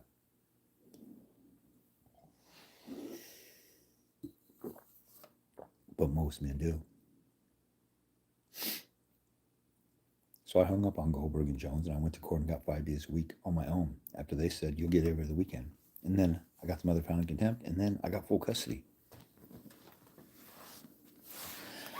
And then I found out Goldberg and Jones laughs at fathers because they know fathers are so desperate, they'll call them up just because their moniker is divorce lawyers for men. Anyway, I'll call you in order to file a motion for reconsideration. I have a sample packet in my store also. If people don't want to get an appointment, I have a motion for reconsideration. Again, my samples are not universal for every single state exactly what you want. It gives you a template, and usually there's a lot of arguments that are helpful there. But just giving you the template is a start that puts you way ahead of the game than if you have a blank sheet of paper. And then it talks about the reconsideration rules, which are kind of universal. Some states it's not as thorough as it is in Washington, but nothing I'd have is going to be exactly for all the facts of your case, but you just fill in wherever. But again, they give you, if I had this stuff, if I had the information that I give you guys for cheap or for free, my 7-month custody battle would have been 3 months, I guarantee it. But I was lost, and I was learning as I go, and I was making mistakes and all kinds of other stuff.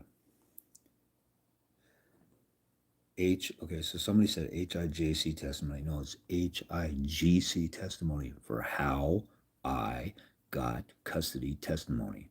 HIGC. What are ways that one can get full custody? I've said it a bunch of times. You go to war and you fight like this is a marathon. It's the war of attrition. The most common way a guy gets full custody is getting on the offensive and using every bit of recourse he has. You lose a hearing, you do a reconsideration. You lose in front of a commissioner or a magistrate, you appeal to a regular judge. You do discovery, you do depositions. You take your case all the way to trial. When the mother's about to go to trial and you get scared, oh my God, you're going to go to trial? Please just give me every other weekend, and you're on 4 hours of supervised visits. Please give me every other weekend. And she's laughing at you. Oh, this bitch is totally desperate. No, I'm not going to give you shit. Okay, fine, I'll settle on 6 hours of supervised instead of 4. And then she goes, okay. But if you would have grew some balls and said, I'll take you to trial, got nothing to lose. I'll put you on the stand for a day. I'll get on the stand for a day. I have 12 witnesses. We'll be in court for 5, 6, 7 days. You'll spend $25,000 on your attorney. I'll spend a few $100 and going to Kinko's and stuff like that. And I got nothing to lose. I got nowhere to go but up. And I'm going to prove that you're a mentally ill, child-abusing weirdo, and I have a chance to get full custody. Then you have leverage to negotiate. But stupid-ass mother effing airheaded, dumbed-down, low IQ, unevolved Neanderthal fathers say, oh my God, she's going to go to trial. I'm scared. Let me settle. The way you get custody is by going to war and going all out. And first of all, asking for full custody in your paperwork and not asking for 50-50 like a dumbass.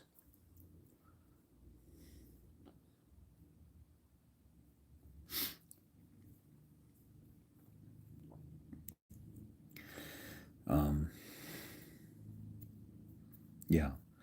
But, to say, what are the ways to get full custody? It's like saying, what are all, what are all the, what's the meaning of life?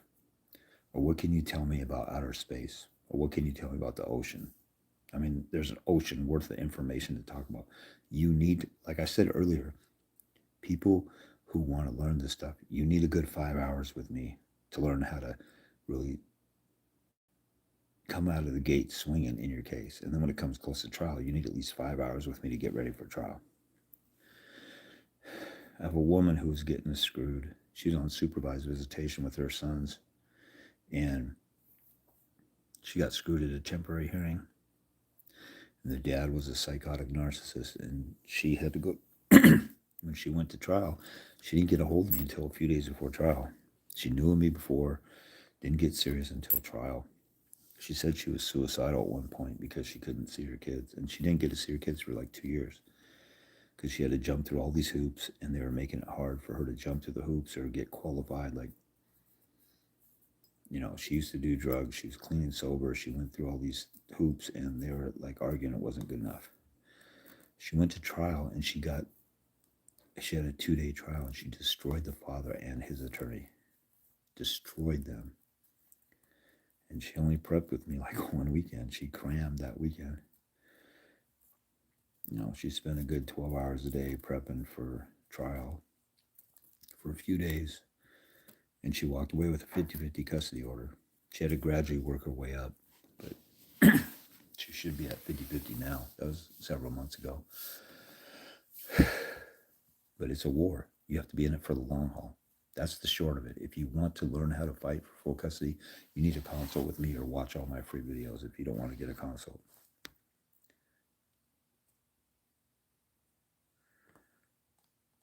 Stanley versus Illinois, Fundamental Rights, 1972. That's been updated by Troxel versus Granville in 2000. Says kind of the same thing. Troxel versus Granville has the assumption in there that the court assumes you're a fit parent, that if you're a fit parent, you act in the best interest of the child. So if you haven't been found to be unfit, they have to assume you act in the best interest of the child. If you're not going into court and telling them, you have to assume I do what's best for the child. Not that you don't assume I'm innocent of being an abuser. You don't assume I'm innocent of being a bad parent. You assume that I proactively am a good parent that does what's best for the child. So why would you take me away from the child? But none of you have ever brought that up in court.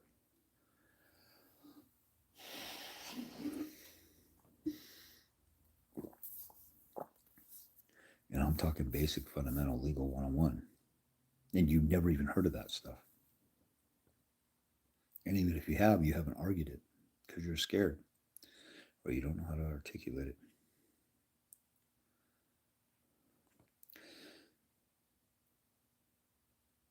Spirit President Drew, I've watched hundreds, maybe thousands of hours of your videos. Cool. Then you're pretty well informed.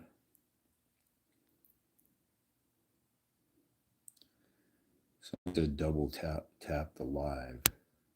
Are you talking to me on that? I don't know.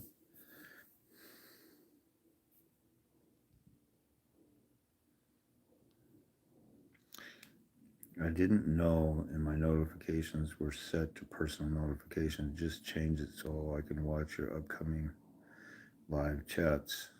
Still reading through all your materials. Cool.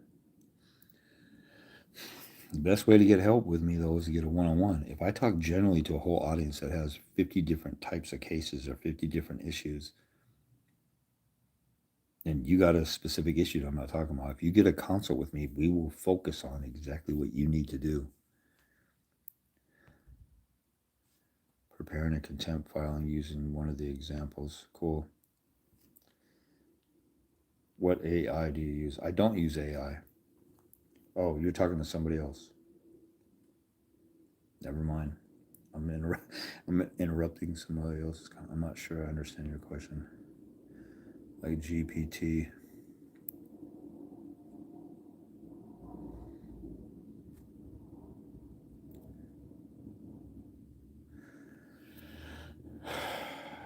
me a bit to figure out the game plan.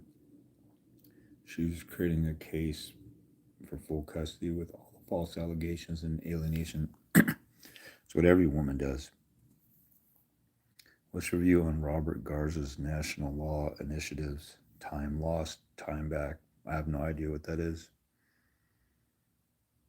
I equate the father's rights movement with PASG movement. I don't know what that is. If you guys use initials or abbreviations, stuff like that, you have to assume I don't know what you're talking about. I'm not hip to every single thing that's out there because I'm helping people win with what works. So I'm not looking into every, most of the time when there's a national movement or a national, there just was a thing in Washington, D.C. where they had like a man's march for a 25th Amendment or 20, I don't know how many amendments there are, I forget. 25th Amendment, 26th, for presumption of 50-50. That will never happen. They can't make a specific amendment with a specific result in a court case where the court has discretion to make a decision. Just like a judge has a discretion in an assault case to give you 1 year probation, 5 years, 10 years max. They can't make an amendment in the Constitution saying all assault cases should have 7 years as a result. You can't have somebody have the Constitution write out, here's the exact result. They can say you can't deprive somebody of life, liberty, and property without due process. They can make general provisions for stuff like that.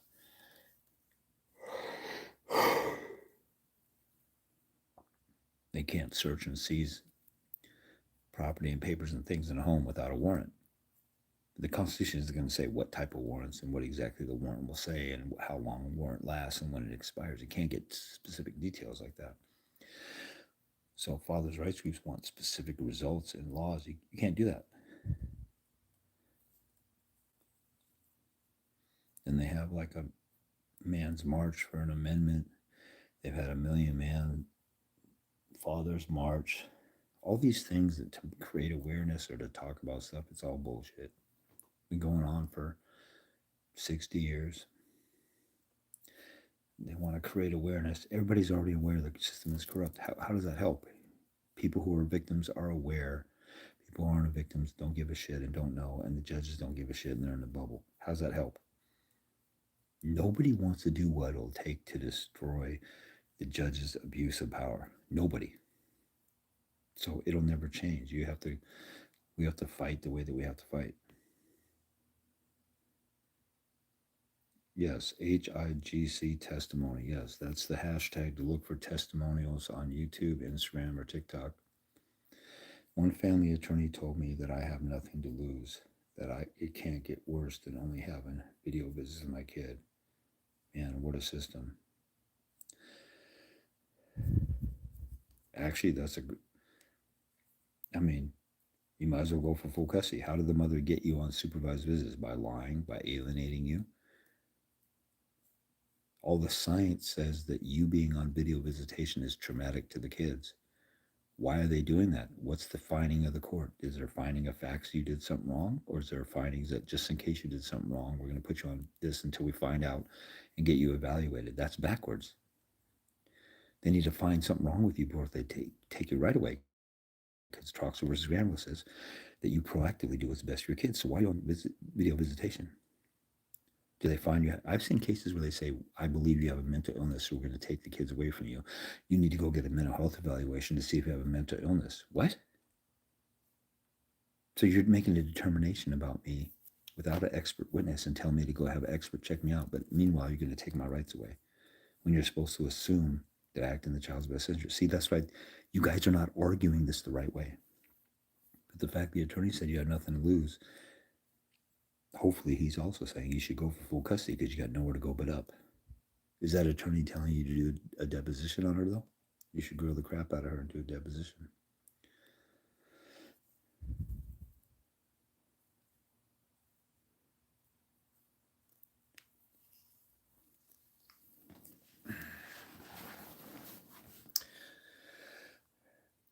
AP 11P17 says, lot of attorneys keep saying that sole legal and joint legal with final say-so is really similar. Yeah, it's the exact same thing.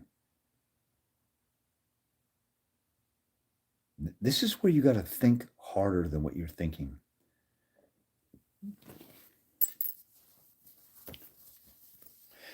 If I have sole decision making, my baby's mom has none, and I want to decide on a school, I pick Lincoln High School for my kid. The mother has no say-so. If we have joint decision making, but I have final tie-breaking say-so, I want Lincoln High School. She wants Jefferson High School. We don't agree, and we negotiate back and forth, and we still can't agree. Then I say it's Lincoln High School. It's the same damn thing.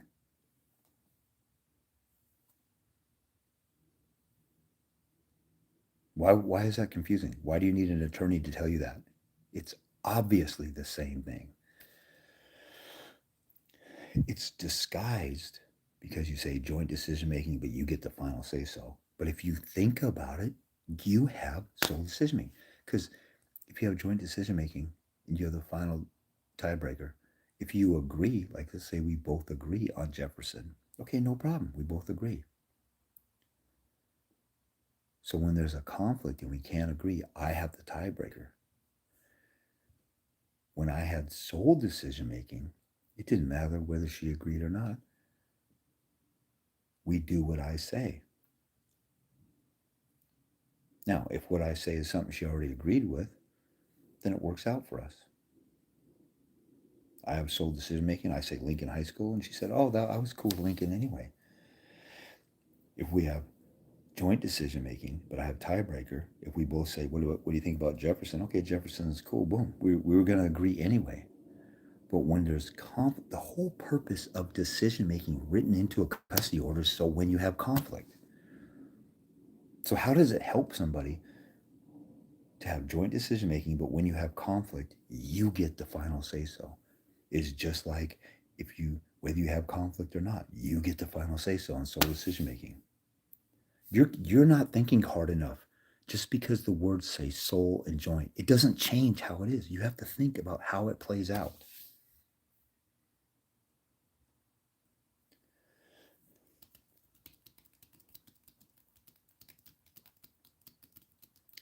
I don't know too much about cars, but let's say I have a Porsche 911. And all my friends say that car is super fast. And then some rich dude with a Ferrari or Lamborghini or something like that, or something with tune port fuel injection or a supercharger or whatever, they look at my Porsche and say that car is slow. It's still the same car, but from one person's perspective, it's slow. And the other person, a bunch of other people say that's a fast car because we have shit lemon cars. It's still the same car. It's just, the perspective of it moves, it moves the same speed, it functions the same way. Two people just name it slow and fast. Okay, when I have sole decision making or joint decision making and final authority, in the end, I'm still the decision maker, whether we label it something else or not. It's in effect the same thing. You have to think harder about this. If you can't understand that, I don't want to knock somebody for, like, everybody should be able to understand some basic principles like that. You just have to think harder and put some effort into it. You can't just lazily say, "Oh, well, attorneys analyze this," and say, read it for yourself or think about it for yourself and use some deductive reasoning or some common sense and just think about it. If we have joint decision making, and think of an example, if you guys disagreed, you have joint decision making, you can't agree, then what they usually do is the court says, well, you got to go to mediation, have somebody else decide for you or influence you. So joint decision making is a problem. It's a problem you can't resolve by yourself if you disagree. With sole decision making, it doesn't matter whether you disagree or not, you get the sole decision making. Joint decisions, with you having the final decision making, it doesn't matter whether you agree or not, you get the final decision. So which ones are similar?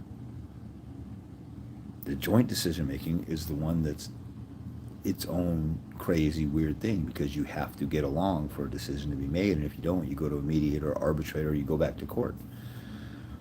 The other ones, you don't have to go to a mediator or arbitrator or go back to court, because it's one person who has the final say so, which screws the other person. You just got to think a little harder about some of this stuff.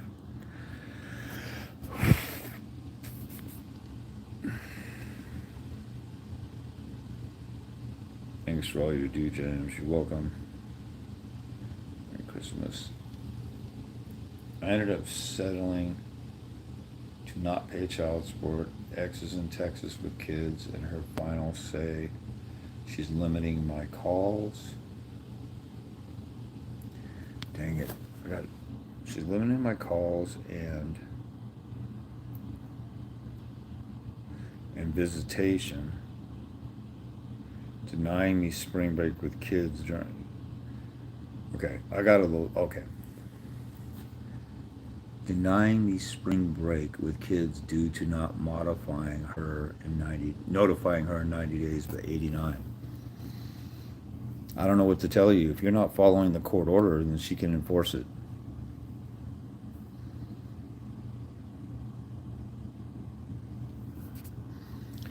If the court requires you to do something by a certain time, if you care enough about your kids and to spend time with them, you should go out of your way to make sure you do it way before the deadline. When I had deadlines, when I had things I had to do, I would overdo it. If I had to notify somebody, if I had to notify the mother, I would fax her attorney, drop it off at the attorney's office, mail them certified return receipts, so that if they say, fax wasn't working, we didn't get that in the mail, or we didn't get the stuff that was delivered, I did it 3 different ways. You didn't miss all 3 of them. This is not oh, you can let it slide because that makes sense, and it's not that serious. You're dealing with a cutthroat, corrupt system, and as you are obviously saying, and I'm responding to Vassar Enterprise 8329. You're obviously dealing with a child abusing, crazy, alienating, psychotic witch, or else she would be living near you. I don't know where you are. I assume you're in Florida. I'm planning to Texas and move the case from Florida. What? Wait, I'm planning on moving to Texas and move the case from Florida. I ended up settling to not pay child support. Ex is in Texas with the kids.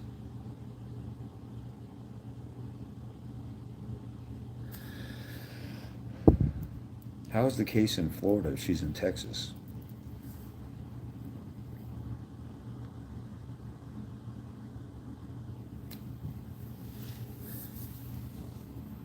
I ended up settling not paying child. I'm not sure if you have a question in here. She's limiting my calls and visitations. Okay, so why aren't you doing contempt? You should be doing contempt the first day that she violates your court order. The first day you missed a phone call. That's like somebody breaking into your house and stealing something, and you don't call the cops, and they break into your house again and steal something else, and you don't call the cops, and then you're wondering why they're breaking in. It's because you're not holding the criminal accountable. You should be doing contempt. If she's in Texas and your case is in Florida and that's where you live, you should be dragging her ass to Florida and making it hard and inconvenient for her. You're letting somebody punk you that's halfway across the country if you're not doing contempt. Now, maybe you are, but you didn't tell me, so I don't know. You should be dragging her ass into court and making it extremely hard and inconvenient for her when she violates your rights. Why do you want to move to Texas to make it convenient for her to fight you?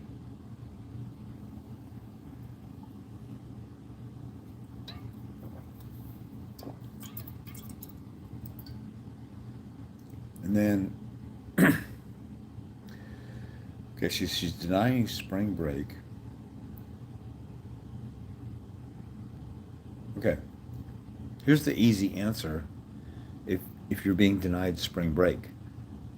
Go to the school the day they're dismissed. Let's say they're dismissed early at noon, the day before spring break. Go to the school at 11 a.m. and pick up your kids and take them.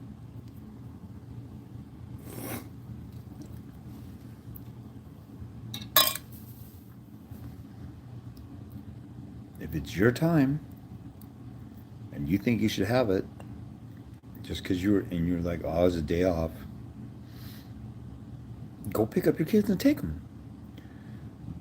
If she's in Texas, she'd have to file a contempt against you in Florida, and then you already got your kids in Florida, and then she's filing a contempt motion a month later. You say, what's the harm or foul? Okay, I was 24 hours late, so she wants to deprive the kids of a father because I'm 24 hours late? What's the difference if I got there? Now, again, you shouldn't be late. You should never be late. Especially, I don't know how you notify her. If you notify her via email, you should never be late. There's no excuse to be late to set up time with your kids. That should be your number one priority in life. That being said, you want your kids during your time? Go get your kids. I don't understand why guys don't think of this. I talked to a guy in California. This has got to be the biggest faggoty bitch I've ever seen in my life. He has court-ordered time with his kids. I can't remember exactly, but let's say it's every other weekend, and it's like 2 weeks on, 2 weeks off in the summer. The mom tells him, don't go pick up the kids. Don't pick them up from school. Don't pick them up from my house. He doesn't even attempt to go pick them up. I said, dude. And then he has them like when the schedule is, I think it was end of school Friday, drop off at school Monday. I said, dude, if your thing is end of school Friday, you don't even have to see her to go get your kid. Go to the school and get the kids. He goes, I can do that? I said, what does your court order say? This is my time. Why can't you pick them up during your time? Well, she was telling me no. Bitch, what kind of faggoty simp ass bitch are you? This guy had court-ordered time. I have guys who don't have a court order, and they go pick up their kids at the school or take their kids the day they're dismissed. Like I keep bringing up this example. Last year I had a guy. They were married. The mom moved out. She had a boyfriend. She's all set up. She said, okay, you can have the kids Wednesday. Bring them by Thursday morning or Thanksgiving. You can have them in the morning of Thanksgiving. I get the rest of the weekend. He didn't bring them back. He didn't bring them back. At first he was talking to me like, well, what if the cops come? What if this and that? I'm scared. I'm scared of my baby's mom. I'm scared of the cops. I'm scared of the SWAT team. I'm scared of the Army. I'm scared of the Navy. They're all going to come to my house and say, you can't act like the father of your kid. She's letting you have the kids Wednesday, as if you're not a danger. And the cops are going to come on Thanksgiving to enforce what law? I don't know. I'm just a bitch faggot who's scared of my baby's mom. Dude, just keep your kids and act like the father of your kids. You had them the whole weekend last weekend. Why can't you have them the whole weekend this weekend? Oh, that makes sense. I don't know why I didn't think about that. Because you're a bitch, terrified of fear. Fear is a mental illness that causes people to flee when nobody pursues them. That's a scripture in Proverbs. Fear will cause you to flee when no one's pursuing you. Fear is an irrational emotional reaction to some paranoia because feminists got you turned out to be a bitch. You pick up your kids all weekend long. You had your kids, I don't know, half the summer. And now it's Thanksgiving. And now you can't be a dad. Why? Because the mother said so. Where in the law does it say the mother is in charge of the law? You just acted like the father of your own kids last weekend. How come you're not the father on Thanksgiving Day? Well, because she said so, and she's my Lord and Savior, and she's the Lord of the universe, and I bow down and worship her and kiss her feet like a bitch. That's the only answer. That's the only answer. So that guy kept his kid. Told the mom, nah, I'm gonna keep him a little longer. She goes, okay, make sure you get him back by the afternoon. No, I'm just gonna keep him all night. She calls the cops. The cops come to the house. He said, it's a civil matter. You can't do anything. Bye. And they walked away. And then he kept the kids Friday, Saturday, Sunday. And because it was a holiday, the courts weren't open. She couldn't go get an emergency order. She couldn't go to the school and pick them up because there was no school. So he had the kids from Wednesday, Thursday, Friday, Saturday, Sunday. Returned them on Monday. He had 5 overnights in a week. He just proved that he could have custody of the kids. So he walked into court with overwhelming proof that the kids do just fine and that the mother's an alienator and wanted him to go to jail for acting like the father of his own kids. Overwhelming proof. And you guys are such bitch ass cowards. You won't even do this. And this is what gives proof that you can handle the kids by yourself. And when the mother reacts and wants you to go to jail for acting like the father of your kids, she's an alienator. And alienation, according to New York case law that I show you guys, alienation is so bad for the kids that it's assumed that the alienator is not fit to have custody. So you should be going for full custody with that argument. And that's New York case law. If you're in Tennessee, Florida, California, Texas, Washington, they don't have to follow New York case law, but it can be persuasive authority that they may consider. And then you got the science that says that alienation is so bad and traumatic for kids that the trauma is just as bad as the trauma from physical and sexual abuse. So you got all these arguments and stuff, but you won't even set it up to even give yourself that argument because you're a pussy who sits there in fear, like I'm thinking of like Sylvester the cat in Bugs Bunny cartoons where he's scared to death of Bugs Bunny, or I'm thinking of one particular episode, but you just shake it in your boots and you won't do anything. So then you don't have any evidence in court because you never tried anything. And ever since you separated, the kid's always been with the mom, and you're like, I can't handle the kids for more than every other weekend, so I'm not going to try and do more than every other weekend, where you don't grow some balls and put your foot down, and you act like the mother owns the kids. If the mother can keep the kids whenever she wants, why can't you do it? Oh, because it's a woman's state. Okay, what does that mean? Oh, yeah, I just heard it's a woman's state. What does that mean? Oh, I don't know, I'm just scared. Like a bitch. Your bitch assedness is your worst enemy. Joe Rogan talks a lot about just waking up in the morning and having to fight his inner bitch to work out. He's like, if I didn't work out, if I only worked out the days I wanted to, I'd miss 80% of my workouts. I have to fight my inner bitch and then overcome it. You have to fight your inner bitch that says, I want comfort and ease with my baby's mom. I want it to be easy and smooth. You had kids with a psycho. You don't negotiate with terrorists. You force their hand by force.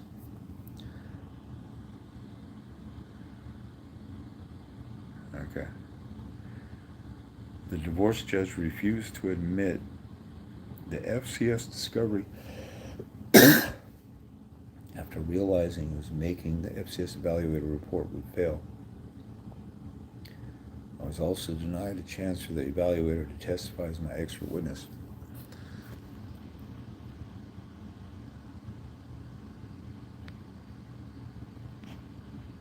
Oh, the kids are homeschooled. Okay, so that makes it different picking them up. So that's kind of out the window. Unless you have the kids of age and, unless you say, hey, look, can I come out, I had time off from work. Can I just come out and visit them? I would try this. Can I just come out and visit them? I already planned on time off at work. And let's say you had family there, you had some.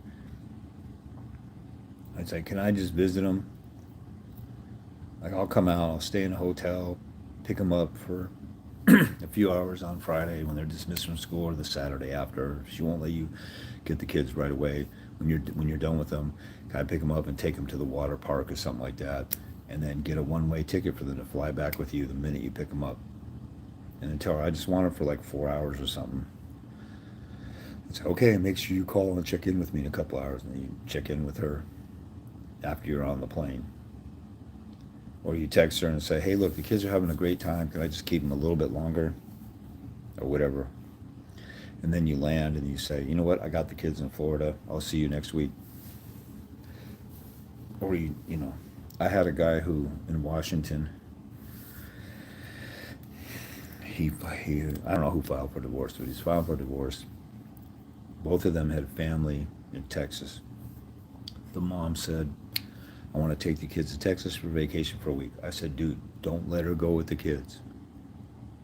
Don't let her go. She goes down there at the end of the week vacation. She says, you know what? We're going to settle down here and move down here. And I knew it was coming, and he was such a punk-ass bitch. He let her go. So he calls me up around the time. It's like a few weeks later. Dude, I let her go. Now she wants to live there. I said, well, okay. If you don't want to listen to me, then you're going to get screwed. So you really should listen to me this time. And I said, go down there, tell her, hey, look, I miss the kids. I'm going to come down and see them because both their families are down there. I miss the kids really bad. I'm going to come down there, stay with my parents, and I'm going to pick them up, take them to whatever for the day. Or I think she let him, like, okay, they could stay with you for a couple of days. He went down there, got right on a plane, and back up here. And then he said in his court papers that he asked the court for an order not neither parent could take the children out of state, and she was planning on living there and absconding with the kids. She came right back up and said, "Oh, I wasn't going to do all that, blah blah blah." He had some balls to act like a man and freaking punk that bitch. If he was a pussy like 99% of the dads, that mom would still be in Texas right now. But he went down there, and he actually told her the truth. I miss the kids. I want to see them. Can I pick them up for the day? And that's what he's going to do. And then I don't think he even led her on to like, and she said, I think he said like, how long could I have them? Because he didn't want to lie to her. So I was like, okay, we'll just play the role and be honest with, you want to pick up the kids and take them for the day. And he took them for the day, and he kept taking them for the day for the rest of the week. And so he brought them back here. And then so I can't remember how it ended. I think they ended up settling for 50-50. But she was going to take off with the kids, and he was being a bitch at first and letting her go, and he didn't want to listen to me, and he was like panicking. And then he decided, I better grow some balls and just go down and do this. And he was on edge and all anxious and nervous about it with his own kids. Anyway.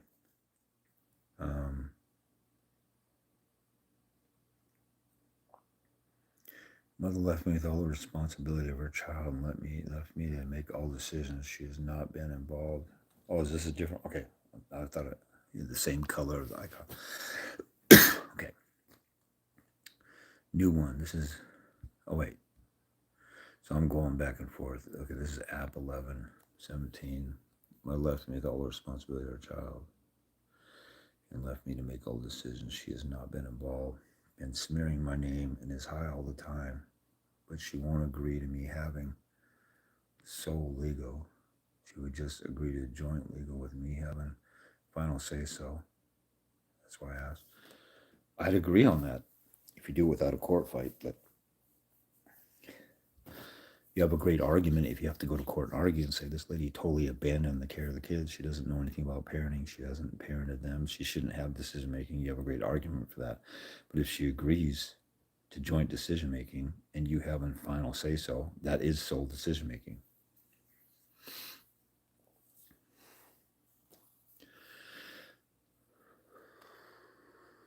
You may want to put a provision in there that says something like, okay, school and medical are joint decisions and I get the final say so. All other major decisions are your decision as they come up. And you can kind of play the role like, okay, I don't even know what other decisions there will be, but if you're not going to be around, then I should have decisions on the other stuff. And then if she agrees to that, then every other decision is totally yours without even consulting with her. So, okay, I think I'm at the end. That's probably good enough. Rambled on about enough stuff, but if there's anything you guys don't know about or don't know how to, everything that you don't know about family court, how do I proceed? How do I file? Where do I go? How do I respond? What other things can I do? If you don't know how to figure that out on your own, because all the rules and all the laws are out there, if you don't know how to figure that out on your own, you need help. You need a one-on-one consult. If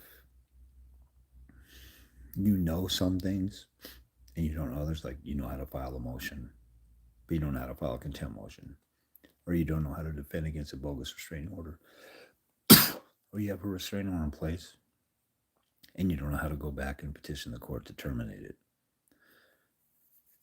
Or if you've done pretty good on some motions, but you don't know what trial is an entirely different monster than motion. Some people are like, well, I thought I'd go to trial and I just do it like a motion. No, motion hearings, you might argue like 5 minutes. A trial can last a week or 2 weeks, different. So if you know a little something about one thing, that doesn't mean you know anything about anything else. So you want to know everything about everything. Like, there's plenty of examples, like driving a car. You don't just know how to put it in drive and how to brake.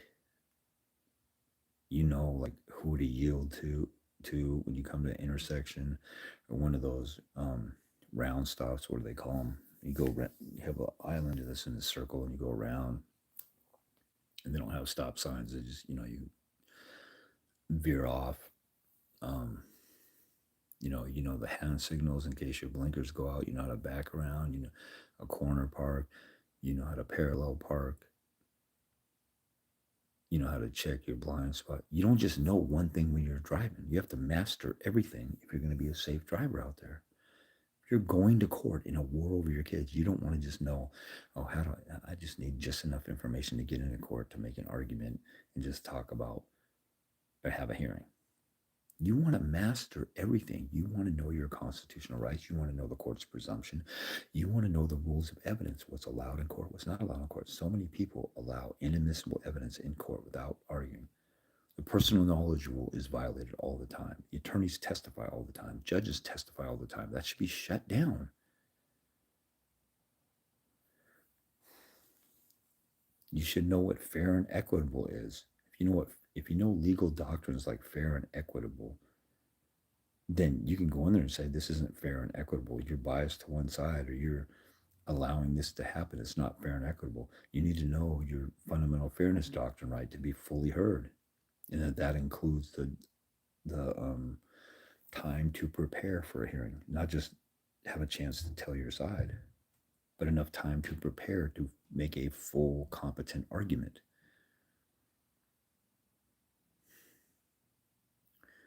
You want to know the statewide civil rules and the local civil rules. You want to know the statutes that are the factors for determining custody. I have links to a lot of states in my flow page. And then I have links to like Connecticut. I have a pamphlet in there that talks about the factors in the law. And then it talks about, then it has a bunch of case law on each factor. So it has higher court precedent there for you, doing the work for you. I've had people like call me from Connecticut. I'm like, did you see my flow page? No. Did you look at, you didn't look at the pamphlet that has the laws and the factors and the common law factors and the case law that helps you? Nope. Have you seen me talk about? Yeah, I just didn't have a chance. So you didn't have a chance to find out the arguments that they have right there for you to help you rescue your kids. What are you doing in life that's more important than your kids? Anyway, okay, that's about it. I'll jump off of here. So those of you guys who are out there really fighting, keep up the good fight. And if there's something you don't know or you don't know how to look it up, you need a consult. If you know how to look stuff up and you just have a quickie question like, hey, I came across this case law or I came across this legal doctrine and it's a little confusing, you might be able to have a quickie question and get a quickie answer from me. But outside of that, if you don't know everything, you need a consult. There's no other way to get you to understand stuff you don't know better than a consult. And if you want to learn stuff to understand it and know how to apply it or know how to fight or know how to argue or whatever, I mean, you can watch dozens or hundreds of hours of my videos and then piece it all together over the course of weeks or months. But wouldn't you rather just pay for an hour and a half to get it down and know exactly the exact plan to move forward? Like if you don't know how to drive a car and you're about to take driver's ed, I could hand you a big book about everything about a car and you can read it. Or we can go out in the car and I could show you how to drive. And then you could start doing it. Say weeks or months doing it. This is really kind of simple. Like people make it more confusing than it is. If you really want to fight for your kids and learn how to fight, learn from somebody who actually did what you want to do. And then talk to them directly. If I could have a one-on-one mentor training from Michael Jordan, he could show me what, like, look at what I'm doing wrong and then show me some drills and show me exactly how to do stuff. You know, basketball player, let's say you're a bodybuilder, or you want to learn how, you need that's why people have personal trainers. You don't need a personal trainer every day of the rest of your life. You get a personal trainer to show you the techniques and see where you're off. And then if you pay attention well enough, then you can work out on your own and do everything the right way. Check back in with them a couple months later and show your progress and tweak what you're doing. There's nothing like a one-on-one. I don't know why people make it so difficult. Let me see if I can milk James for as much for information as possible, or work around getting a one-on-one consult and try and figure it out on my own. And maybe he can point me in a direction. You ask a big question, I give about as good an answer as I can, and then you go off in la land and you're lost for the next month. And you could have just got a consult and I can know exactly what you're talking about, ask you questions and go back and forth and pin down an exact strategy. That you can't, there's nothing better than that. But if you have the time and you have weeks and months, you can feel free to watch my videos. But your life with your kid is online. Time's of the essence. The more time you lose, the more time you miss out on, the more you're digging yourself in a hole. And coming up with a few $20 bills to get a consult with me shouldn't be that hard. I've seen people tell me, I haven't been able to get a consult with you for months. And, you know, like I said earlier, I've several people call me in the last couple of weeks. I need a consult with you really bad. I really like what you're saying. You're the only one who makes sense. When can we talk? And I'm usually like, most of the time, I'm like, anytime, what works for you? And here's my consultation rates. And then I don't hear from them again because they're appalled that I have rates for information that will save your life with your kids. And you'll spend $10, $20, $100,000 on an attorney to lose, but you won't talk to a winner like me. It's your guys' loss if that's what you want to do. I don't get it. I had probably about 15 appointments with the guy who mentored me, and he barely gave me the amount of information that I'm giving you guys. Barely. Like I said, I had 1% of the information I'm giving you guys for free in these lives, in all my videos. The guy who mentored me, basically, let's see if I have a book. He basically said, okay, here's the civil rules of procedure. Here's Civil Rule 7 on how to file a motion. And here's King County Local Rule 7 on how to file. Read these 2 pages and memorize that stuff. Here you go. He showed me the book, had me write some notes. That's one of the more specific things I remember getting. And he was kind of out of touch with the system. He hadn't been in it for like 15 years, so he wasn't up to date. And so I had to learn a lot of stuff the hard way. But he gave me the jump start, so I'm thankful for that. If it wasn't for him, I would have been motivated and knowing how to look up case law. He talked a little bit about that. And then I was on my own, and half the time when I had a question or whatever, he wouldn't answer because he was burnt out from doing this for so many years. The average father's rights advocate disappears after 3 or 4 years. The ones who make money hustling people, they stick around for a while. Like Dad Talk today, that guy's making all kinds of money with donations, advertisement. Looks like he's stealing from somebody's guardianship.